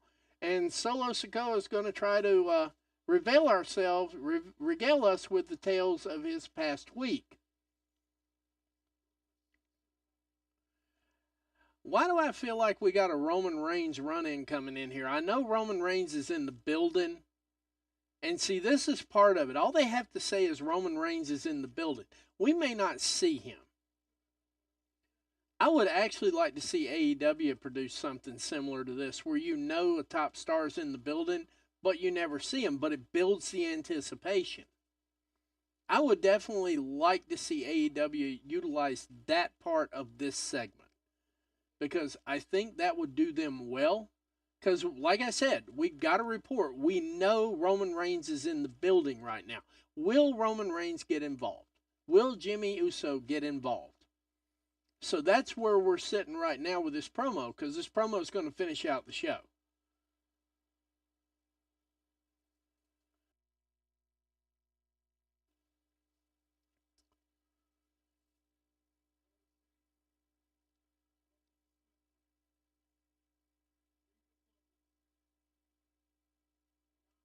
Everybody knows who the Bloodline is, Solo. We don't need to be introduced to them. Thank you. But shout out to this Brooklyn crowd calling out Motor City Machine Guns, because y'all know they from Detroit, right? So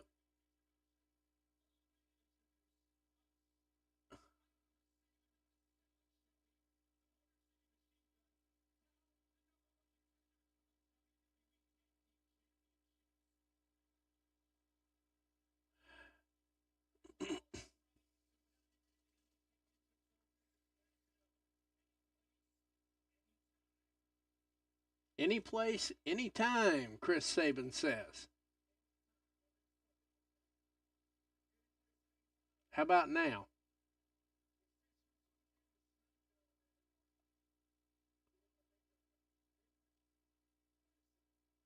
Oh, that was a cheap blow. That was a cheap blow.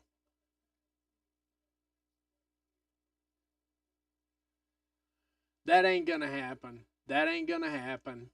No tag team match tonight. They don't have enough minutes left. We haven't seen Roman yet.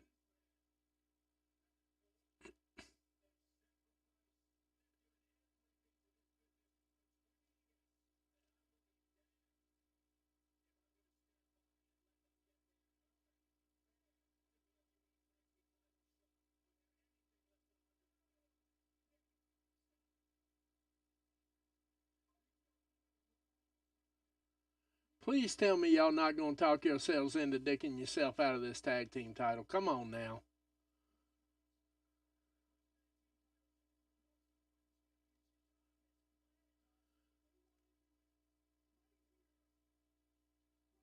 Right here. Right now. Oh my goodness. Please don't screw up this segment by doing this.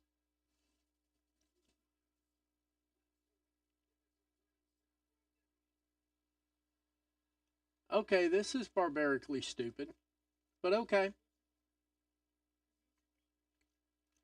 All right, so we're going to get bonus content apparently from Nick Aldis here. He's getting ready to make the match official. We're going to have the Motor City Machine Guns versus the Bloodline right here, right now, and it's going to be a run in. We know that's what's going to happen. Oh, wait a minute now. Whoa, whoa, whoa, whoa, whoa. We got a referee in the building. I don't think it's career suicide, Corey Graves. Shut the hell up. I know you got to say something about stuff going on, but please make it intelligent.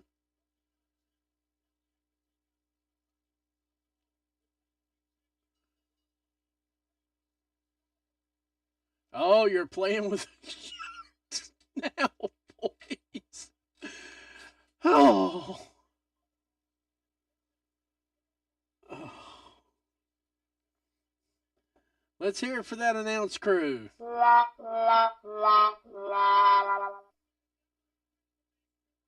Oh, hello. Looks like we might be getting the Gorillas of Destiny versus the Motor City Machine Guns. But I'll tell you right now, if we had a title switch to close SmackDown out and we still got 10 more minutes of the show, that might be the end for Roman Reigns. But the problem is, if they lose the title shot that they just won. Damn, y'all were doing good too. Let's see how this match plays out. Not 100% sure yet, but we're still sitting on 89 viewers. Thank you very much. Thank you very much. Y'all are trying me now. Y'all are trying me to see what I'm going to say. All right, here's what I'm going to say about it. The match was put together correctly. It's a bonus match. It's obviously storyline moving. It's supposed to move the needle a little bit more, because we're getting this live. I mean, we're getting this live. So I'm glad I'm sitting here through this live walkthrough or a watch along, because I can actually break this one down like a fraction, or I can keep being fanboy. But if I break it down like a fraction, it might come off a little bit disingenuous, but that's what I'm getting ready to do here in a minute. Break it down by like a fraction, obviously something I heard on Covalent TV, and it's perfect. It works here. So I give credit where credit is due. It's a good comment. It's a good phrase. It's a good line. And it was coined by Daryl Starks on the Covalent TV, making sure I give proper credit to everything that I say, when I say it, and how I say it, and why I say it. I'm not 100% sure this was the right call, but we'll find out here in approximately 8.5 minutes. Actually, we'll find out in approximately 6 to 7 more minutes. I don't see this match going much longer than that. I don't see how it can go that much longer, because we still haven't seen Roman Reigns, and obviously the crowd in Brooklyn bought their ticket anticipating Roman Reigns, so we haven't seen him yet. Doesn't mean he's not there, doesn't mean he's not coming. But from what I can see in picture right now, the Bloodline is having their way with Alex Shelley. As our good buddy who is doing just fine in the world right now, JR, would say, beating him like a government mule. All right, boys and girls, we're going to get sit down here for a slobber knocker. That'd be JR right about now. I don't think this was the wisest move if I had just fought that. See, a lot of that is kind of half-ass burying DIY, because basically what you're saying is Motor City Machine Guns are so damn good they can beat DIY and beat the Bloodline in the same night. I don't know that they're going to walk out with the tag team titles. If they do, we might get a bonus match in Riyadh out of this. But what I can feel, I am feeling like the way things are going now, it looks like we may get some main roster trickery going on here in a minute. Because when the match starts gleaning in the process of here it comes, Solo Sikoa up on the apron, that must be Roman Reigns or Jimmy Uso, one or the other. Jimmy Uso, what's up, Jimmy? So we got Jimmy Uso in the crowd right now. Uh-oh. No. And Solo hits Jimmy from behind. So now we've got two angles running at the same time. We are going to either get Roman Reigns or Jey Uso next. It's Roman Reigns. Here he comes. Jacket off. Yes, he's there. He was advertised to be there. And here comes the original tribal chief himself, Roman Reigns.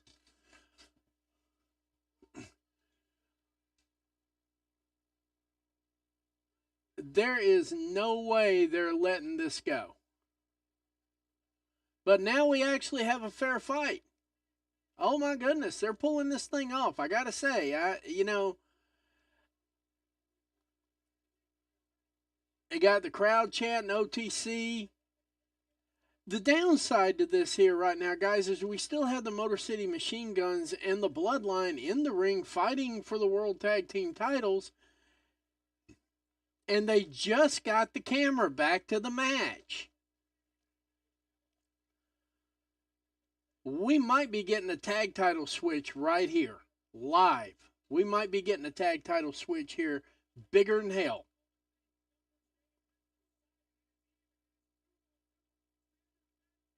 Chris Sabin with the bullet drop kick, missile drop kick, they call it in WWE.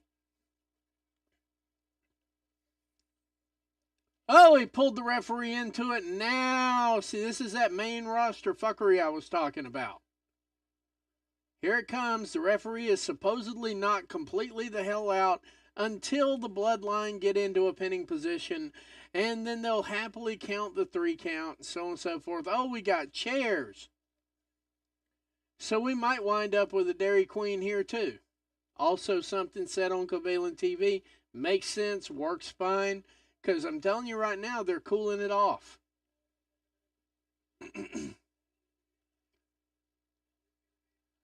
Is that Jey Uso?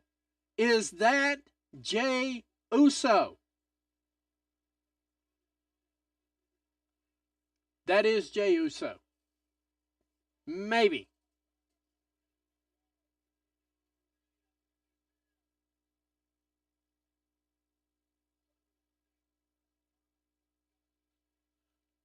There we go. Yeah, that's definitely Jey Uso.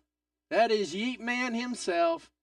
That is the Yeetmeister himself, Jey Uso. Live.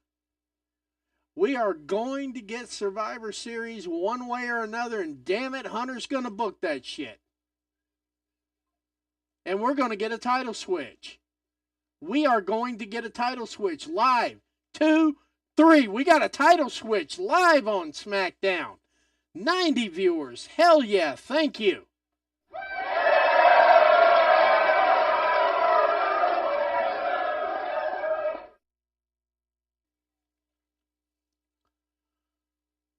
I got to tell you, man, now that is shocking television right there. That is shocking television. New champions, Motor City Machine Guns, beat the Bloodline. All the main roster fuckery did not work out this time. We have new tag team champions here. We're getting ready to switch live over to Rampage here in just a minute. We are about to switch to Rampage. But I'm waiting till the end here because they have a bad habit of making these last minutes matter, and I don't want to miss any of it in the coverage like I've done twice so far. So if I'm going to do these watch-alongs, we're going to stay right to the last minute. We are looking at 90 viewers. 90.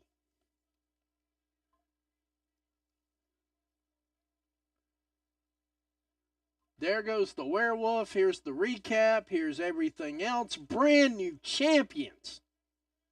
Who saw this coming? Anybody in the chats? I'll take it. Anybody. Did anybody see the Motor City Machine Guns coming out tonight as the WWE Tag Team Champions on SmackDown? Did anybody see it?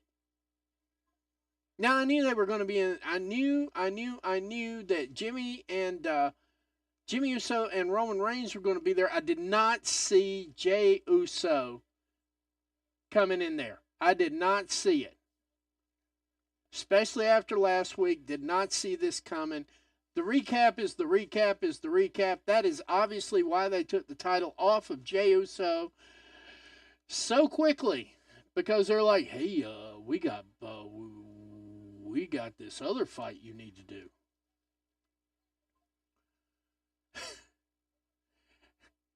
And Alex Shelley counting the 3 count with the ref. Man, guys, this is classic. Now, I'm going to say this right now. As much as I rail on WWE, as much as I rail on a lot of the things they do, I'm not even going to do the analytical side of this. There's a lot of analysis you could keep up with here. I'm just not going to do it. This is a feel-good moment. Obviously, this was part of their contract. Be like, we'll be here, but you got to put the titles on us, man. We got to get at least one tag team title run WWE. And Hunter was like, okay, done. Your title shot, done. And are we going to get something out of Jey Uso? Are we going to get words out of Jey Uso? If we don't get them tonight, we're definitely getting them on Monday. That's for sure. And the way this stuff seems to be working out, I think I'm going to do a live watch along on Monday. If we have the equipment, if we have the bandwidth, we're going to be on the road going up to the mountains again. So if I have the equipment and I have the bandwidth, did they get an overrun?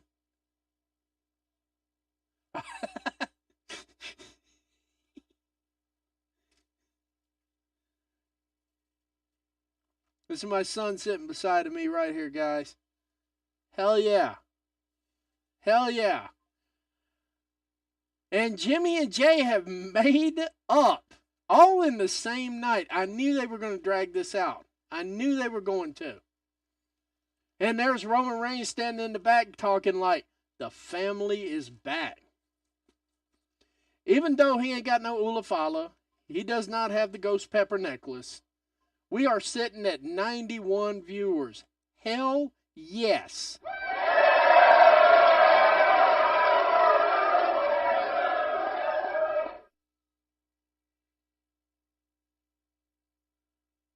I would like to join live, please and thank you. I know I missed the first minute. This is Rampage, baby. Highlight match tonight for me is going to be Nick Wayne and Ricochet. Even though the ladies match, Anna Jay's going to be cooking. Let's see, I forgot who Anna Jay's fight tonight. Somebody help me out here. I know I got it. Give me a second. We're gonna get the match card here because it's Friday, and you know what that means. Where is my AEW for Rampage look? Oh my gosh. I got to be honest with you. I got caught off guard here. We got a three-way tag team match. Gates of Agony, Shane Taylor Promotions, and Undisputed Kingdom. Fatal three-way.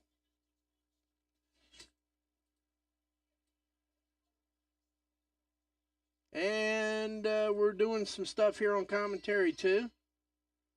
Starting off a little bit slow here. Shane Taylor Promotions apparently looking like they're doing something intelligent here. Oh, come on, Lee. You can do better than that. Come on, Lee. Roll over. Hey, we're sitting at 93 viewers. 93. We are live on this watch along. We made a decision earlier in the show. I said, hey, you know, this thing's going off at 10 o'clock. Do y'all want to cover over to Rampage? Give me a hell yes. Hey, Britt, how you doing, Britt? Oh, my goodness.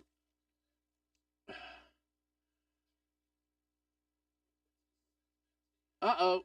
Matt Taven getting up over Lee Moriarty. It looks like, oh, solid drop kick. Matt Taven has some of the best drop kicks in professional wrestling. I know they like to say Okada's got him, but no, Matt Taven is no slouch either. And shout out to Mike Bennett wrestling tonight. His wife is still in the hospital, Maria Kanellis. If you stumble across this and you see it, I just want to say, man, you are one tough woman. Keep fighting like you've been fighting. Keep being that problem that you are. And just keep on being Maria Kanellis. Mike Bennett, lucky man, great lady. But shout out to Mike Bennett out here working his ass off with his wife in the hospital like that. They've got some biopsies coming in, so on and so forth.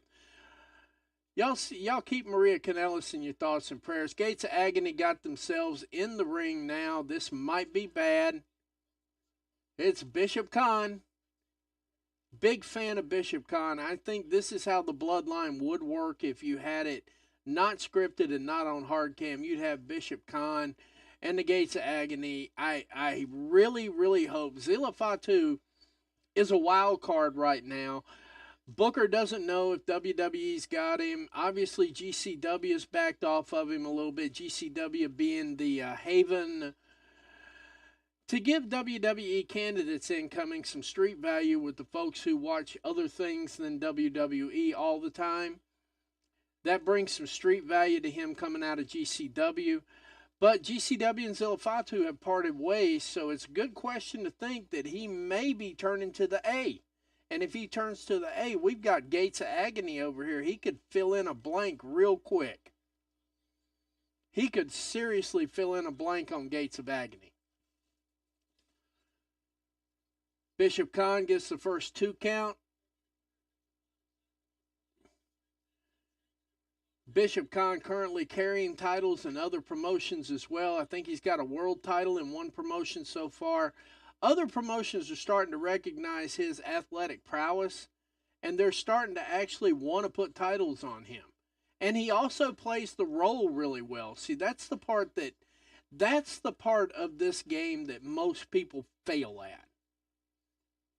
You know, that's the part of this game that most people fail at, is your in-ring psychology. I don't think Mike Bennett's going to get much on Loa here. Or Toma, I'm sorry. And Shane Taylor tags himself in the ring. Mike Bennett thinks he's doing something until he finds out he's not. He's about to find that out right about now. Oh my goodness. 1, 2, not quite yet. Matt Taven would have made the save anyway.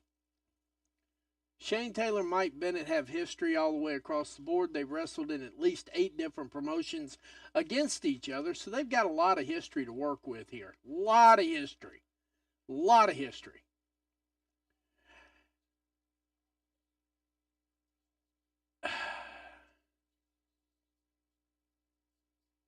Mike Bennett is bringing it to him. I got to say that. Well, it's over with now because once he gets his hand, yep, it's over. That was a good little push while it was pushing. But obviously, Shane Taylor Promotions, full, alive, large, and in charge, everything. Mainly the large. Not so sure he's in charge, but mainly that. Zilla is the crown jewel champion of Hog. I knew he was something. But he was working with a GCW world title. And then all of a sudden, summarily, they were just like, he ain't making no more dates. They stripped the title off of him and everything. I think Zilla Fatu would work well in AEW. They don't do hard cams. They don't do anything. And I've got a feeling that if he gets to WWE, if he goes there, now the speculation about him definitely going there is dead. There is no more speculation on that. They don't know where he's going. So, I mean, if that happens, yeah, I know from that last show, I didn't see that coming either, Catherine. I did not see a title switch happening at the end of SmackDown. I think, if I'm being honest, and this is not hate, this is fact, I think that Triple H is feeling the heat on his heels from where AEW is coming from. It is just a matter of time before AEW finds their fan base. It is literally just a matter of days at this point. I'm not going to say months and years and all that stuff.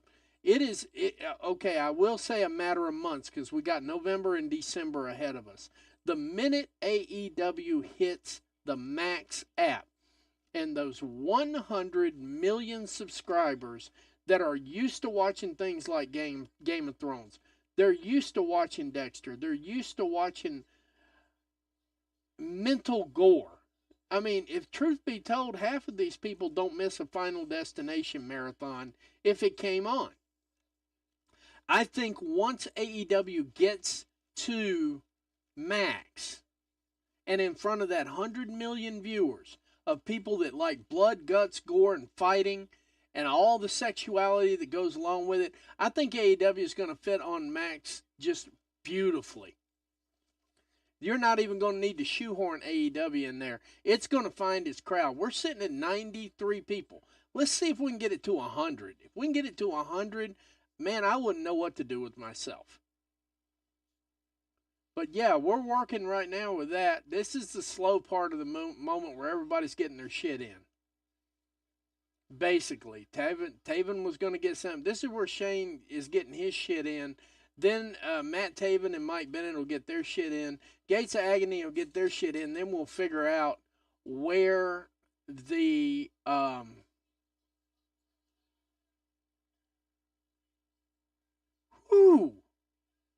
damn. Toa Leona is going in there like a one-man wrecking crew. He has worked a couple of matches at GCW. Okay, maybe they're over whatever that riff was that they had, because they had something going on there that was hardcore and solid. Like, Zilla is not showing up, and that came from GCW itself. It didn't come from like a dirt sheet or anything like that. Oh my goodness, watching...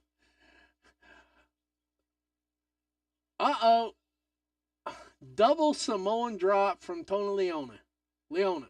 I'm never going to get his name right.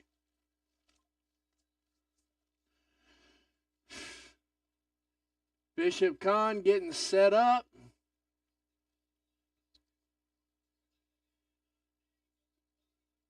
Oh my goodness, that was a cheesy tactic right there. I do believe that Matt Taven has figured out how to win this match after the Gates of Agony beat the living hell out of Taylor Promotions. The Undisputed are going to pick up the win. There it is. There it is, live and in living color. Oh, you said Zilla no-showed. No, he didn't no-show. They told him not to show. I understand what you're saying.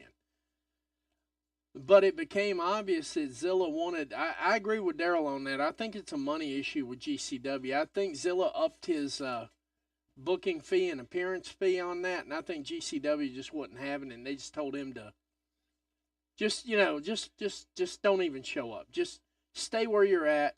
Keep doing what you're doing wherever it is you're doing it. Just don't show up anymore. But GCW is definitely a gateway into WWE. If you've not seen Bloodsport, which I'm pretty sure Catherine has because we all watch wrestling together. But in all seriousness here, we got a backstage segment with Beef. Beef follows me. I like Beef. Beef likes me. You know, it's we get along well. I know Beef's going to handle it.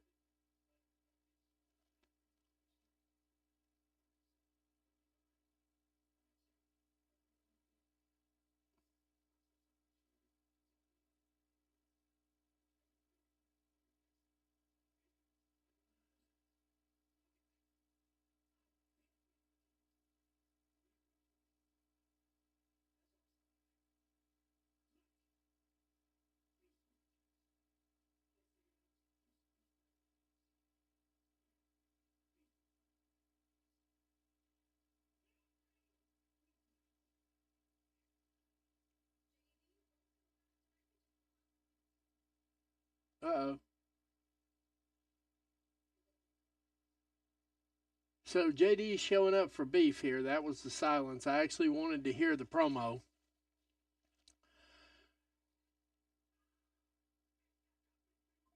Beef's got company, baby. That's all we needed to hear. Beef's heading out to the ring right now, I guess. Let's see what we got here. I'm kind of remiss. Is Harley Cameron on the show tonight? Because I'd be shocked if she wasn't.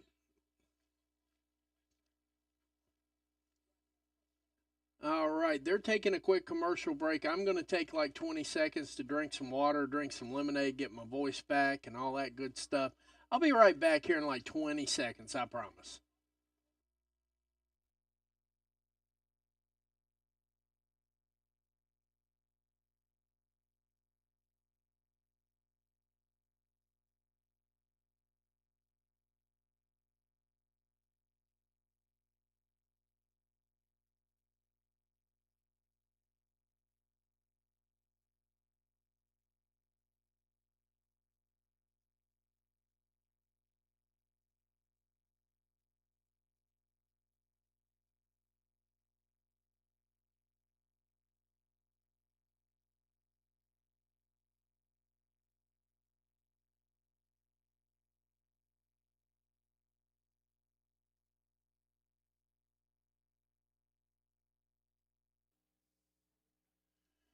And we're back. Thank you for allowing me that break. I really appreciate it. Sometimes I just need to rest my voice a little bit. And I think I got enough left in me for about 45 more minutes of exciting wrestling action on the fastest hour in wrestling, AEW Rampage. Highlight match of the night is going to be Ricochet and Nick Wayne. Although Anna Jay is going to be in competition here, I think she wrestles.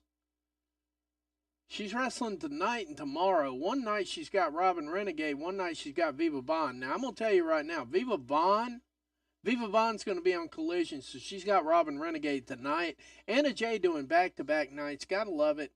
Can't beat that at all. Anna Jay's gonna bless us with some of her techniques from Stardom, etc., etc. But the fact that she's working 2 matches in a week, obviously getting ready for that big main event with Mariah May 2 weeks out.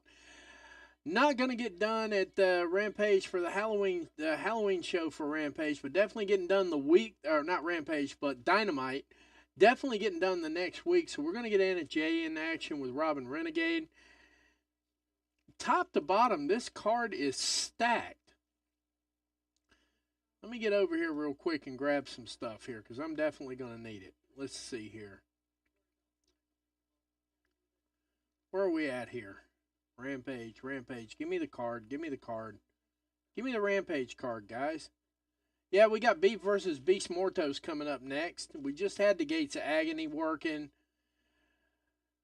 Shout out to Ricochet and his 2-day trip. He's going to be working tonight against Nick Wayne. Tomorrow on Collision, Ricochet versus Leo Rush is going to feed families. I am not even kidding. They've added Jay White and Shane Taylor to Collision tomorrow. Just keep a program note of that. And they've got LFI going against FTR. That's going to be a killer-ass match. Tomorrow looks stacked pretty doggone well, too. That's not even a joke. I wish it were. It's not. Here we go. I got the Rampage card in front of me now. Yeah, Anna Jay's going to be going against Leela Gray. I apologize. We got the Beef versus Beast Mortos coming up next. It's going to be kind of a hard catch here. Ricochet versus Nick Wayne could be a show stealer. It could be a match of the year candidate, too, by the way, so keep in mind on that. Nick Wayne can work. Hey, we got a backstage segment with Undisputed talking to Beast Mortos, who's obviously going to respond with roar. Saw it coming. Saw it coming. Anyway. Shout out to that outfit tonight, though. She's looking real good on that one. That red is her color.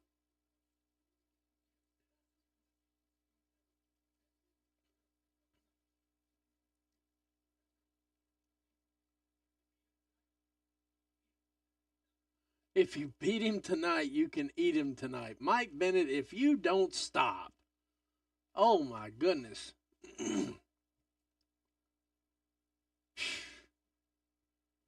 Good luck, Beast. And, of course, Beast is going to answer in Beast way. Roar. Just in case you don't know, that means okay. That's okay in Beast Mortos talk, I guess. Roar. And we're getting ready. We're getting ready to get Anna Jay and Lila Gray.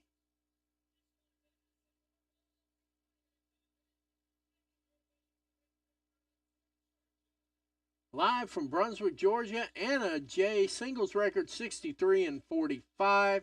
Wow, she's wrestled over 108 matches. But she's got Mariah May week after next for that Dynamite show.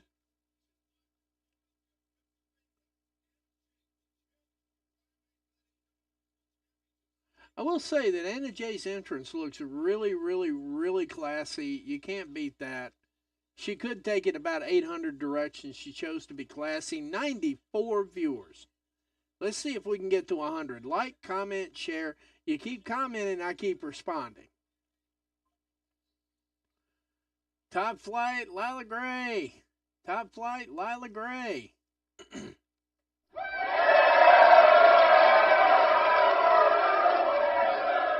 Shout out to Anna Jay.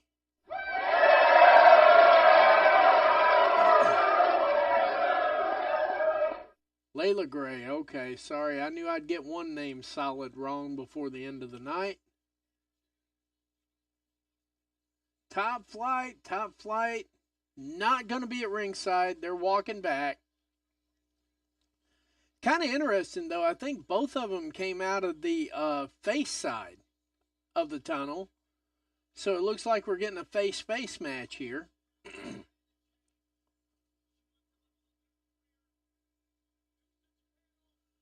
Wow, she's been working out. Something like that. Oh, my goodness.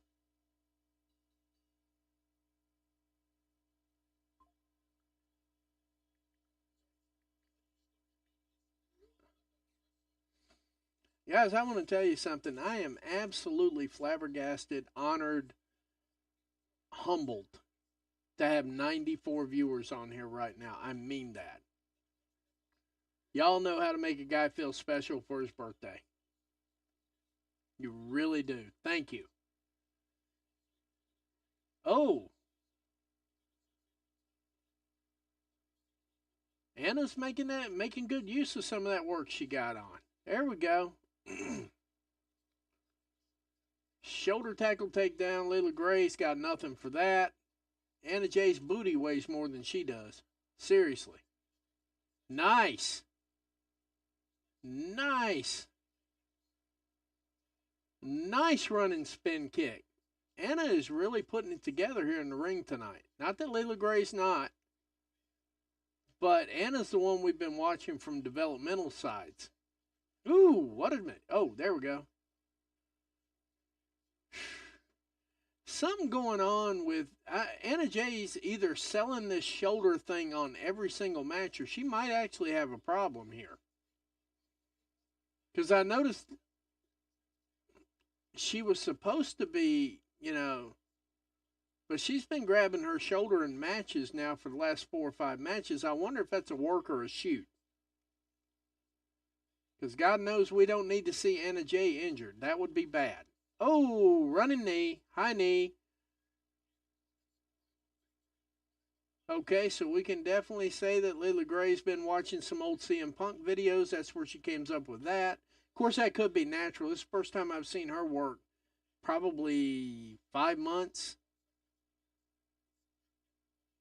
So, yeah, they're still talking about that win from last week that where Anna Jay secured her world title shot with Mariah May. First time I've seen 1-1. So, now we're having a test of will. Looks like it's going to break down here just a little bit. Leila Gray, I've been told she's a little crazy. So, no telling what we might get here. Anna Jay with a primal scream. Ooh. What we got coming out of this? She going to finish her or what? Oh, roundhouse kick. That was actually a nice, innovative move right there. That was used to be what they called a basement drop kick, but it looked more like a missile one. Uh-oh, game over. Game over. Face plant in the mat. Anna Jay comes out with the victory. Not a bad take, too. That was pretty like 6.5, 7 minutes.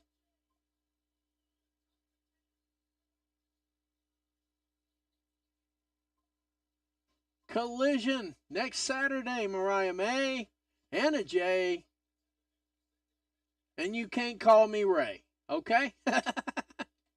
I'm kidding. That's an old Miller Lite commercial. If you got a minute, hit it up on YouTube. Just go, you can call me Ray. It's hilarious. That whole line was hilarious. We used to have commercials that were funny and informative. Yeah, we got a replay of last night with John Moxley. They were waiting for him to pull up, so on and so forth. Getting a recap from Dynamite. Kyle Fletcher shaving his head. That you know what? And then I saw him on AEW television today before the matches and everything. Kyle Fletcher shaving his head.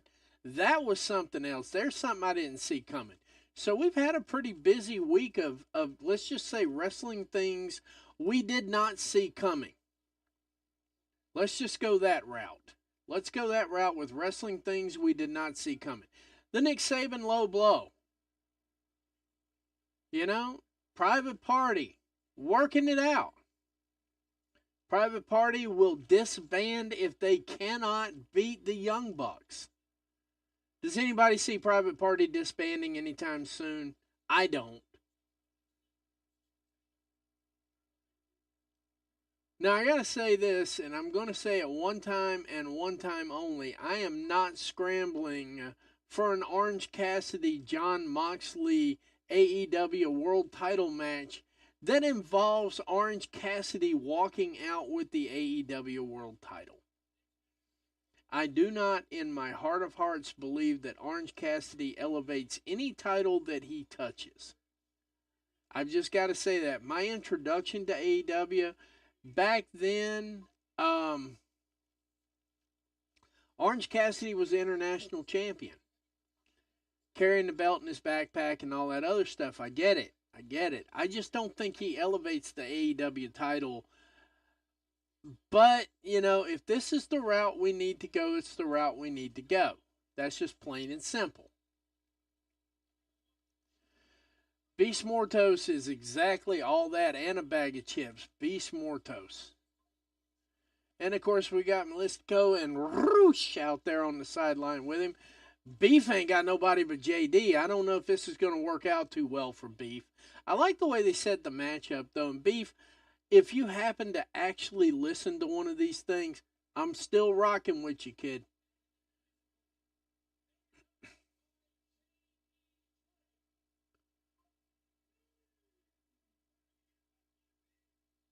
Yep. Beef is stoked, too. You know what? For all the shit that I hear about television time and everything else, because that's the new shtick that everybody's on with AEW.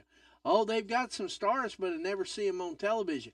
You know what? If they had half the ass in them that Beef had walking down to the ring, Beef acting like this is the main event of Wrestle fucking Mania. Seriously. Beef running around here like this is the main event of WrestleMania. Maybe if all you guys had that same kind of energy, we could use you on television. I'm just saying. These shoulder tackles are going to be epic.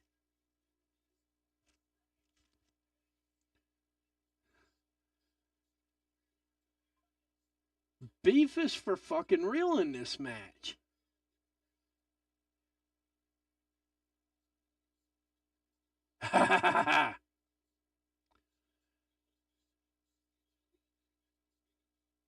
Whoa! Beef with the cartwheel and the high-end drop kick. Look at big man getting up in the air like that. That's what makes Beast Mortos such a beast, because he can wrestle Lucha. What if Beef could wrestle Lucha at this size? You know what that means, Tony? That means you got some big guys that can go with the little guys. Now we're getting into domination mode, and I get that part, but Beef did the part. Beef played the role that Beef needed to play. There's nothing wrong with this. There's no shame in this. He's still developing. But just that little bit that they let him work tells me that, you know what? Uh-oh. Low body tackle. That might hurt.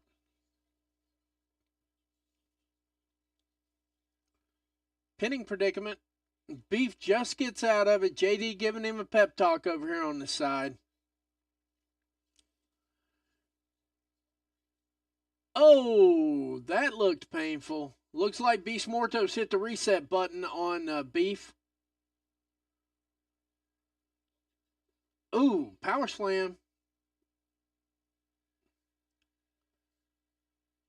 I think, from based on what I can see here, and this is all I can give as opinions, Beef is a good worker. Mortos is just getting better and better. So, you know what, Conan? You follow me, I follow you. I think you're off on this one. I'm just going to say that loud and proud. I think you are way off on this. I think you're way off on Hologram. I think Hologram has a chance to do well in AEW. The way he's currently being booked. And it is clear and obvious to me, at least, that the Beast Mortos is better than advertised, too. Of course, we knew this. We knew this. We were watching in Texas. We were watching the Texas matches. We were live and in living color for all this. We know Beast can go. We know Beast Mortos can go. We know Hologram can go. Because we were there. We were live. You know? It's just really that simple, guys. We were kicking it. We were kicking it live.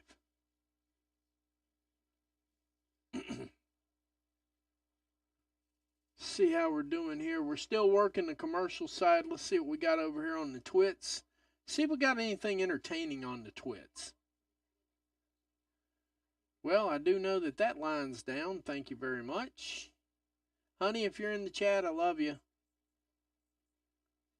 Since obviously I'm losing you on the text side here. If you need to get some rest, get some rest. I'm still going to be up for a couple of more hours anyway. Yeah, y'all got that live. Let's see what we're working with here. Wow. That is insane. Whew.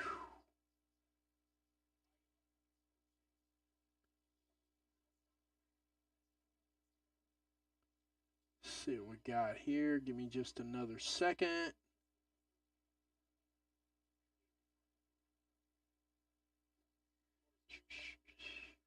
Yeah, we're working commercials right now. I can see picture in picture over here, but I can't see it really well. Looks like Beast Mortos is getting ready to pull it off here. Beef just got knocked back down to his feet. Let's see where we're at here.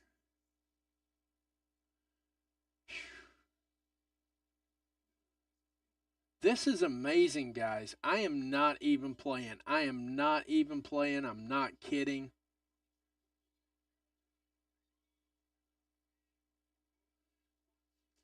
And like I said, if you're having a good time, throw me a like, throw me a share, throw me anything, guys. I would definitely appreciate that. They're still going at it. They're still going at it. From what I can see, you have to understand I'm working with a 32 inch here. I'm not working with a 50 inch. But it looks like Beef just swung at the fence and missed everything at all. Let's see here. Now we're back to just straight commercial. So I'm using this moment here to share some stuff.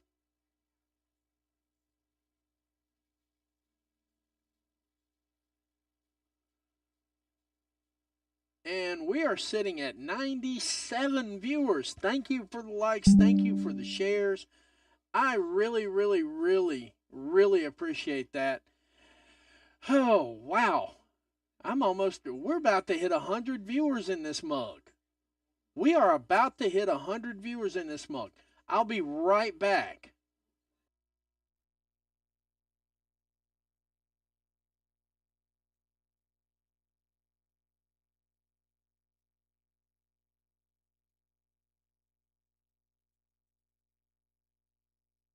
And we're back from commercial.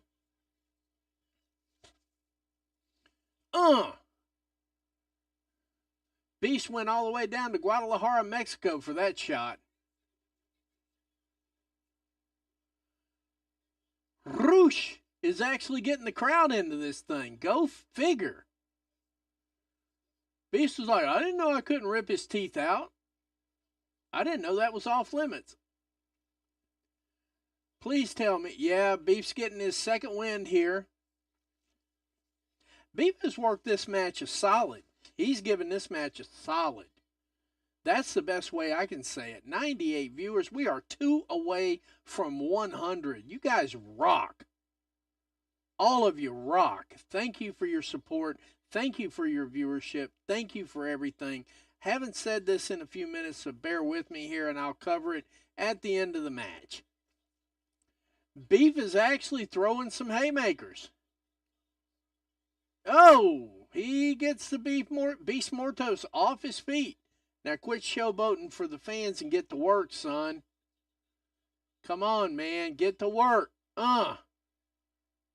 Driving him head first into the corner bucket, and we're going to try it again. Oh! The problem is this guy will not go down. I mean, that was a good head of steam from a 350 plus guy running I forget what they call it. It'll hit me in a second, guys. And the crowd is getting behind Beef. Now you can start hearing Beef chants. Beef chants all over the place.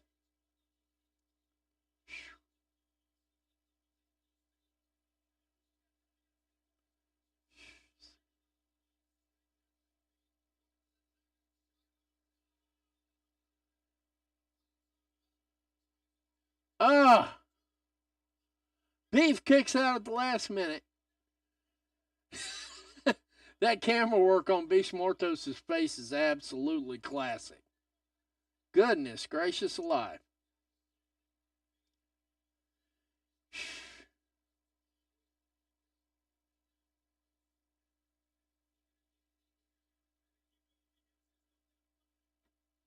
We're at 98 viewers, and he hit it.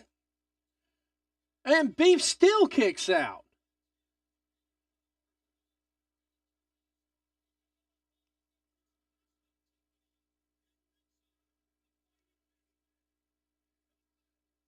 Ooh!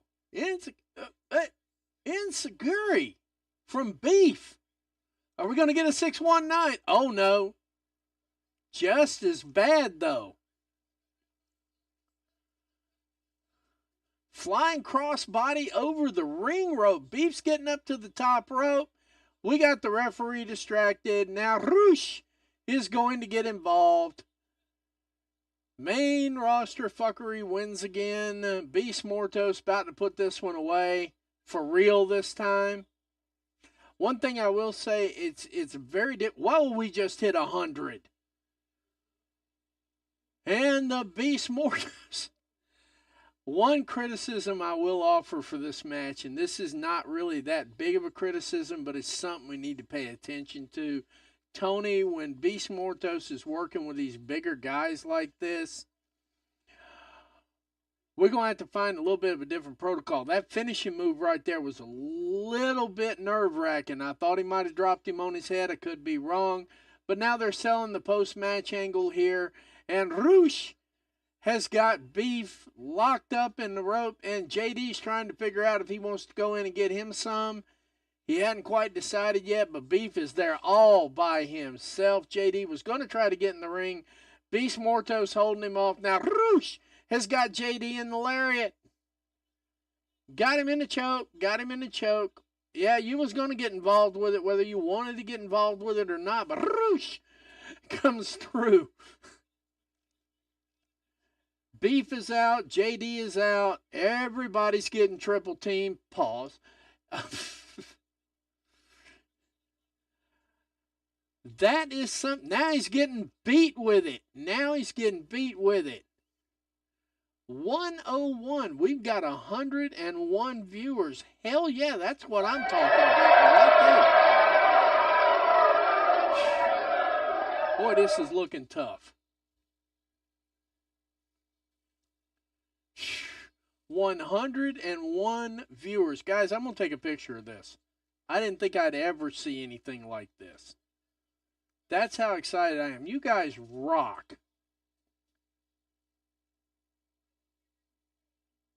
There's my girl, Harley Cameron.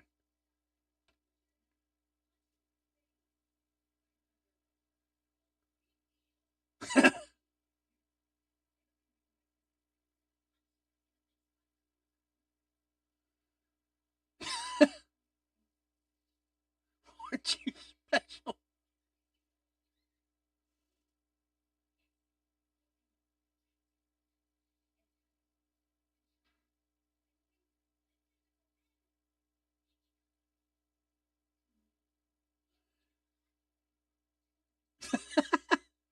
Harley Cameron is just something else.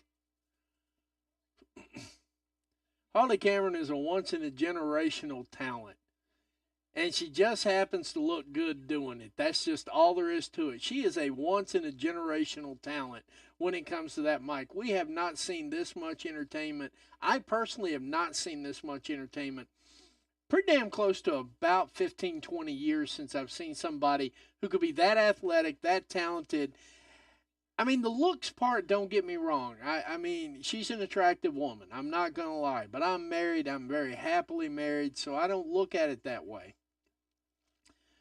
But if we were going to call once-in-a-generational talents, we keep throwing that around like it's something. But I will tell you right now, Harley Cameron is a once-in-a-generational talent.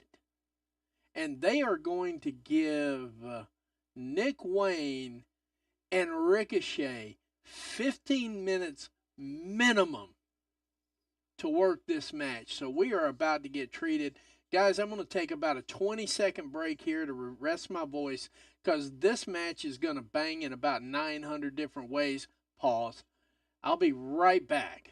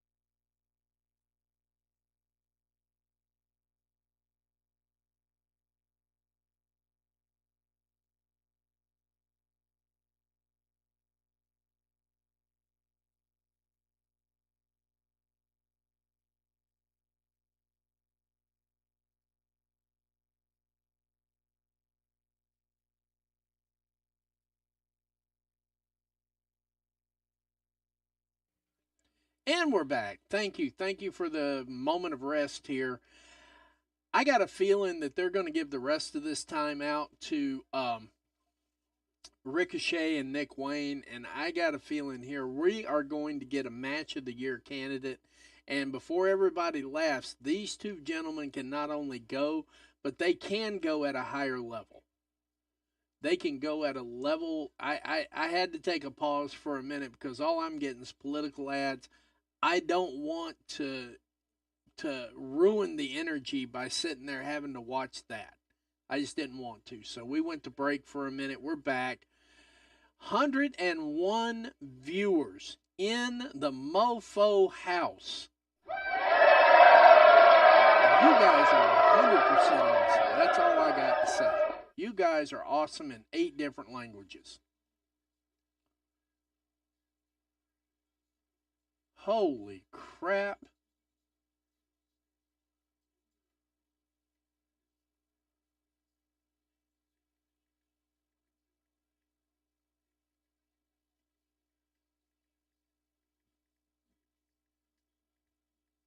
And they're getting ready to come up live right after us, too. 106 viewers.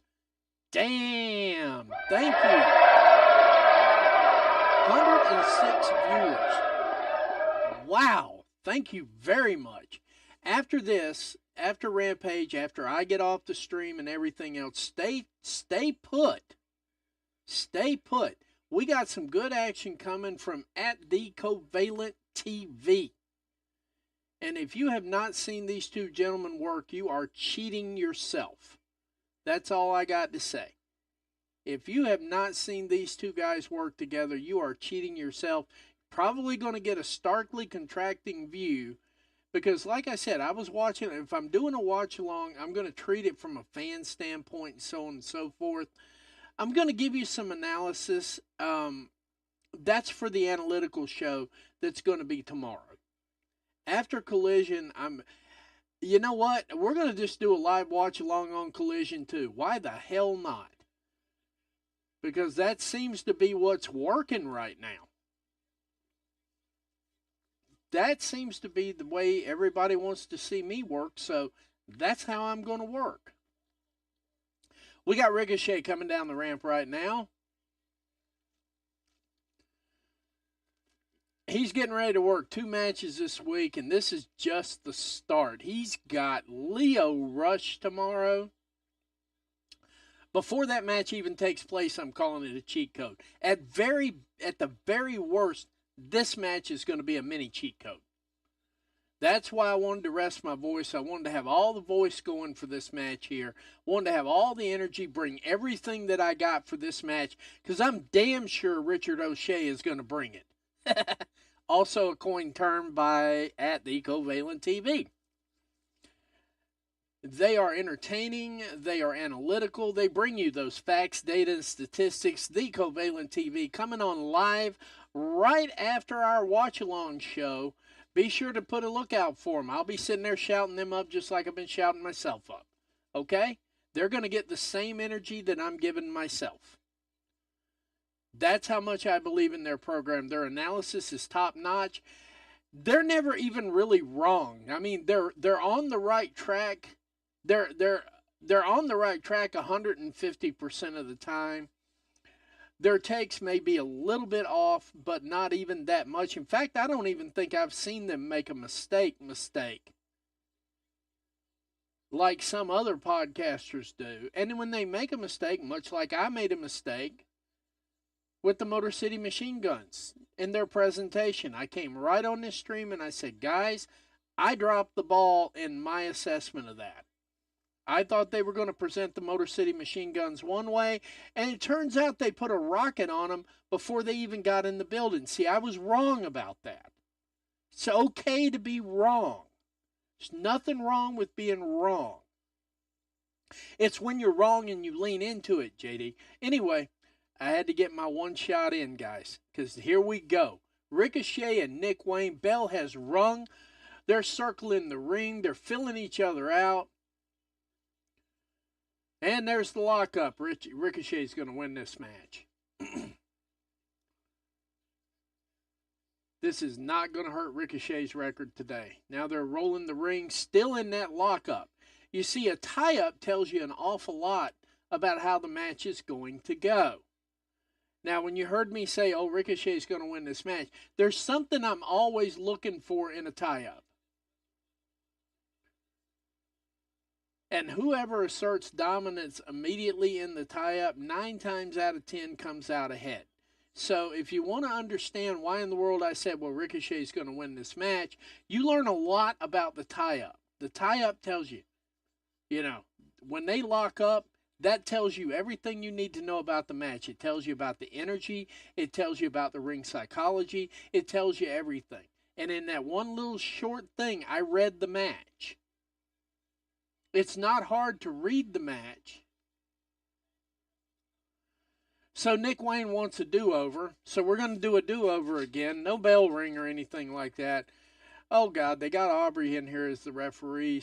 But now, shout out to Aubrey. Aubrey's been doing really good about not putting herself over in the matches. And it's always good. I think she's a good ref. Don't get me wrong. She's well animated. She sells the stories. She does really well keeping the interest in the stories. It's just for a short little while there, she started putting herself over. There we go. Ricochet with a tackle. Hip toss into a headlock. We're doing a couple of rest moves here. This is what you call a rest move. We're doing a couple of rest moves in this thing because we're definitely going for the next 12 minutes. Quick rollover. Ricochet gets out of it. He's trying to get him out of the headlock. Pinning predicament, usually a way to get out of the headlock. Oh! Boot to the midsection. And as good old JR used to say, you know what? You can't work out your eyes. And he's right. So when they start doing the eye gouging, you can lift all the muscles you want to. There's not a muscle you can lift to make your eyes stronger. So, yeah, I mean, that's just traditional stuff. Whoa! They're calling it in the ring now. That tells me a little bit of something about Nick Wayne that I did not know. They're calling the moves live in the ring, and Nick Wayne is hanging right with Ricochet. Nick Wayne in and of himself is a star. Oh! Oof! Boot to the head. Oh, back on his feet. Uh-oh.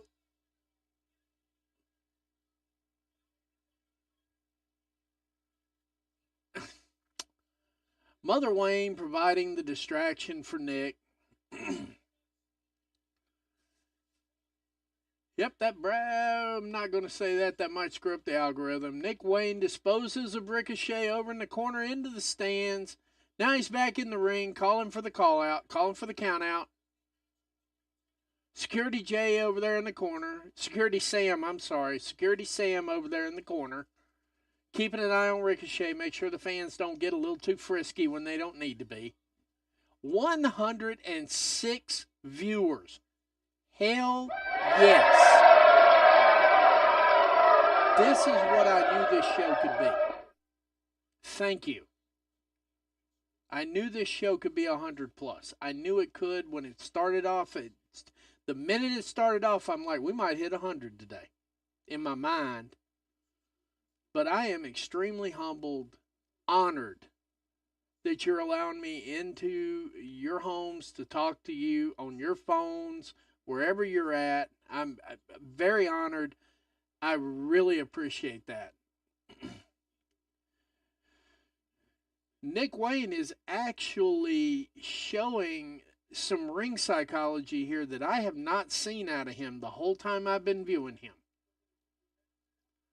So, here we go. Yeah, Nick Wayne is really working this ramp out here pretty well. And, of course, Rampage is always taped after Dynamite. So, yeah, they had a tight area to work with. The ramp was pretty much wide open. They had a tight area to work in Dynamite, too. And it looks like they're going to have a tight area to work in Rampage. So, Nick Wayne is apparently going for the count-out victory. Now, that's good heel shit. Don't get me wrong. That's a great heel shit. If we're trying to be a heel, we're succeeding. So here we are. Nick Wayne, kick to the head, boot to the head. Ricochet's looking like he's just this side of coherent. And he's selling it really well too, by the way. Snapmare takeover. Snapmare suplex, sorry. At least that's what we used to call them. I don't know what they call them today. Snapmare. Whew. But Nick Wayne is really showing up and showing out here. Now, the only question is, when is Mother Wayne going to get kicked out of the match? When is she going to get sent to the bag? Because as long as she's at the ringside, you got to be asking yourself, can Nick Wayne pull this thing off? Are we going to get some main roster fuckery? Is that how it's going to go? So shout out to Tony and his booking process for this. This is really good. I like the sell. I like the way it's going here. I also like the fact that there's a State Farm commercial going on in the middle of Rampage. So that means that they understand wrestling. They understand talk wrestling. That's beautiful. By the way, we're having a conversation with State Farm next week. You heard it here first. If I can get a foot in the door, guys, we'll be bringing you some good television work here.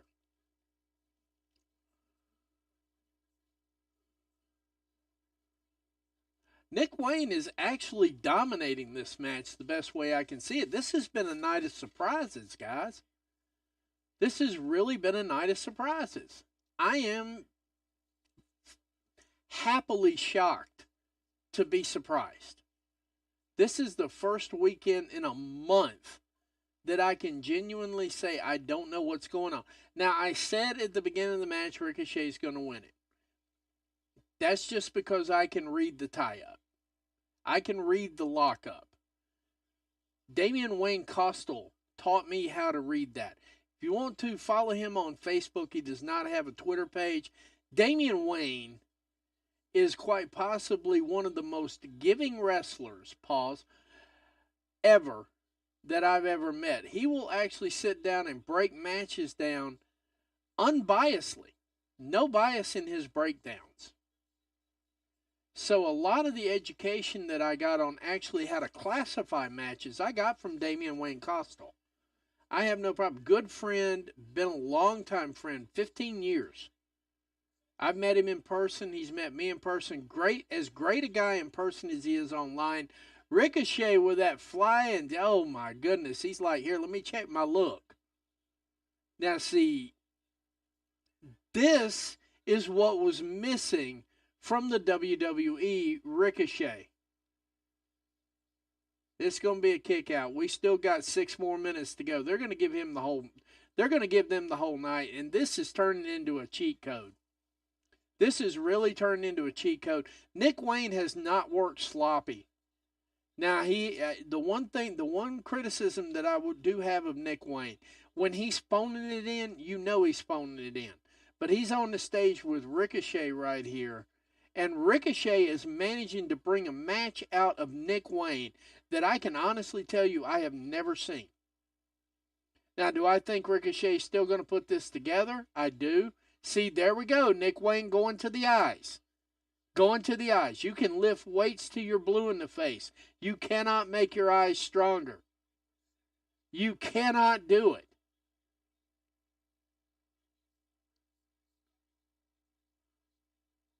Headbutt, top rope. Now, let's see what Ricochet does off the top. Is it going to be the 450?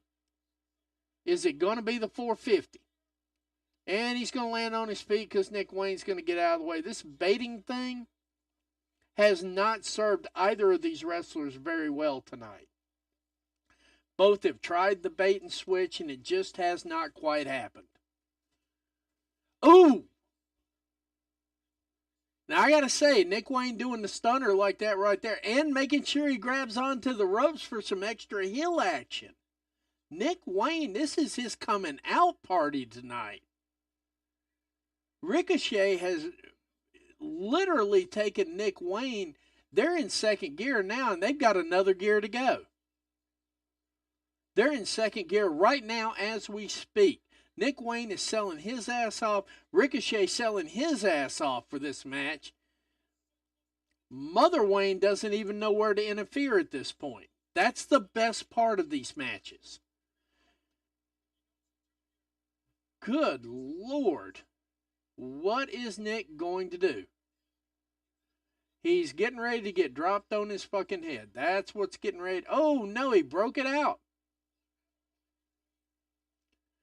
Nick Wayne's ring psychology of this match is on point. It's phenomenal.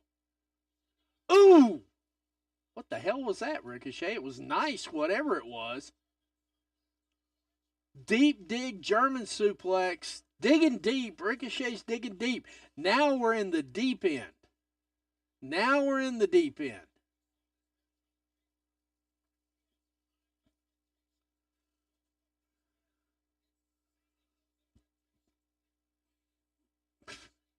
I have impossible expectations for this match, and they're meeting them. I literally had impossible expectations for this match.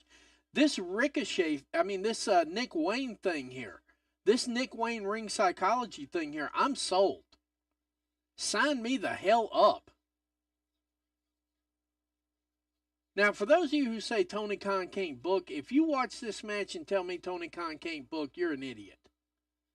I don't care. Bring the hate. Bring it all.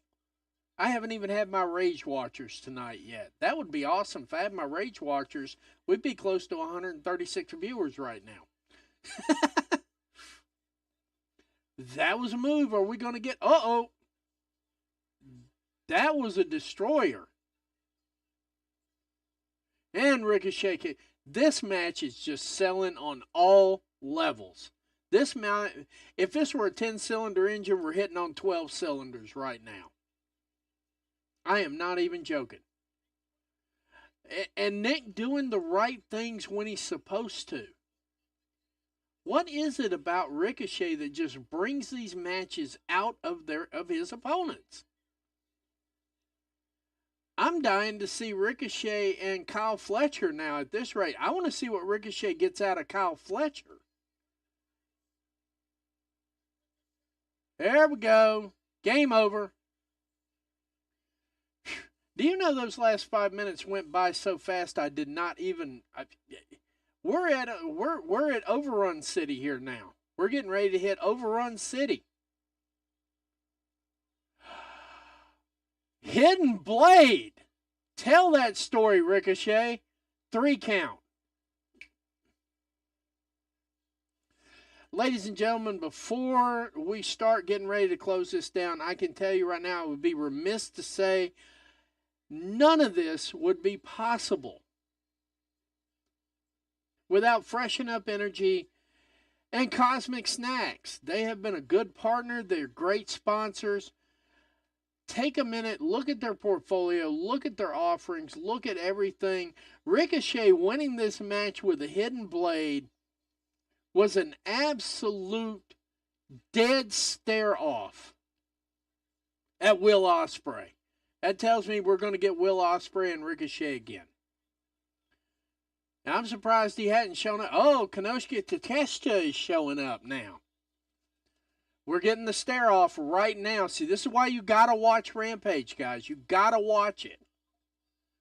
We're getting the stare down from Ricochet and Takeshita at the end of Rampage. It's not happening at Dynamite. It's not happening at Collision. It's happening live on Rampage right now. This is why you can't miss a Tony episode. You just don't know what's going to happen. Thank you for joining us tonight. As they were saying, because they're getting ready to shut the show down, I'm getting ready to shut this show down. Tonight, Motor City Machine Guns go over in Smackdown. They are the WWE World Tag Team Champions, or WWE Tag Team Champions, whichever one goes to it. Not really paying attention to that side of it at all. We got Jey Uso back. Jay and Jimmy, we got the Uso brothers back together under the watchful eye of Roman Reigns. We got one hellacious cheat code match out of Anna Jay. We got a great match between Beast Mortos and Beef. And we just had a cheat code with Nick Wayne and Ricochet. And then we had the stare-off to Takeshita and Ricochet. It's going to happen. Takeshita and Ricochet is going to happen. Please give it to us at Full Gear. Please, Tony. I'm begging you. Full Gear. This match will cook on 8 different burners simultaneously on a pay-per-view. Takeshita has already shown us what he can do. I've been at this now for 3 hours and 2 minutes and 15 seconds. We have 106 people in the stream. Shout out.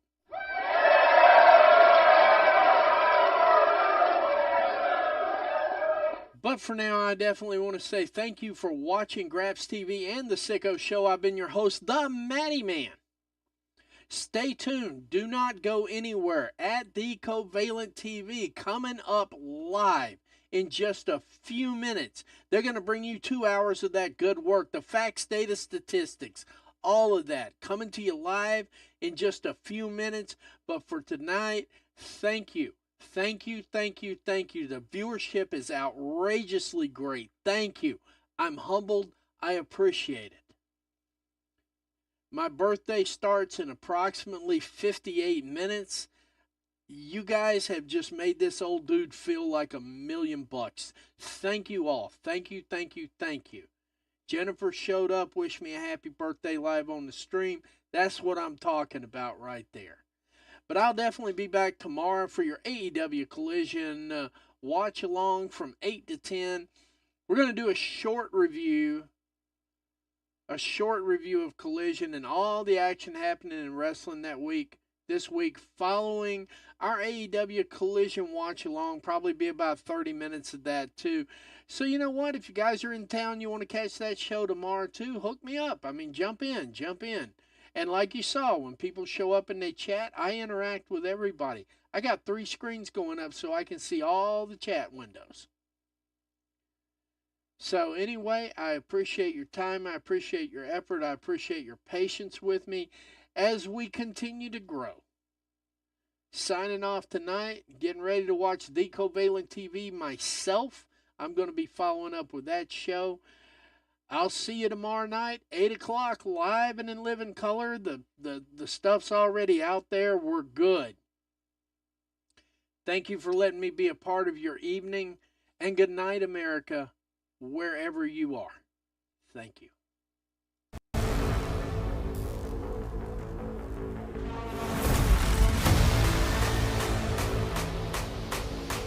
Let me tell you something. Someone has to be responsible. So I will be responsible.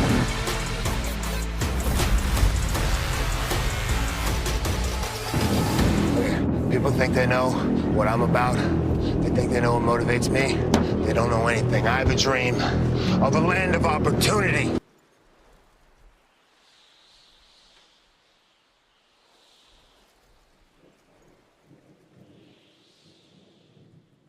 Wrestling gave me everything I have in the world. I want that for other people.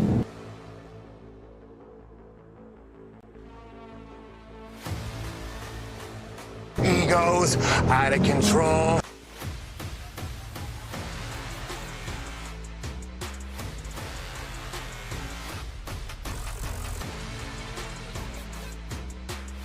I will burn down the forest to plant a new one.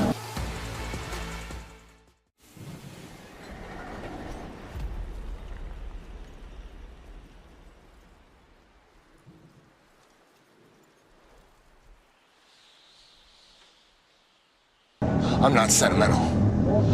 I will do what has to be done. We will do what has to be done. We can see a better future, and we will make it happen.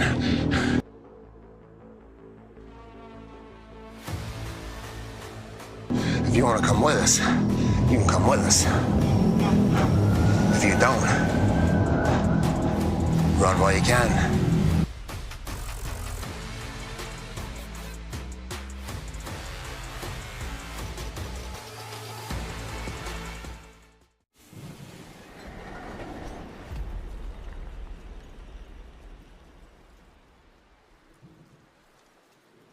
What is the new paradigm? It's very simple.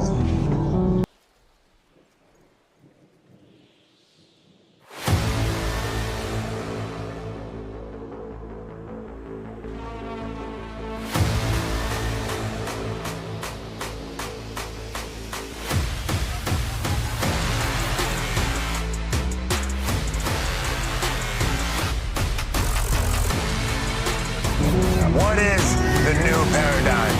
It's very simple.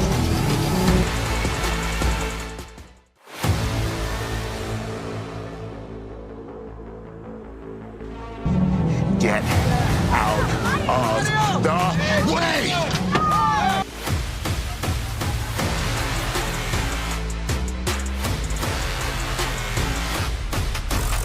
Let me tell you something. Someone has to be responsible.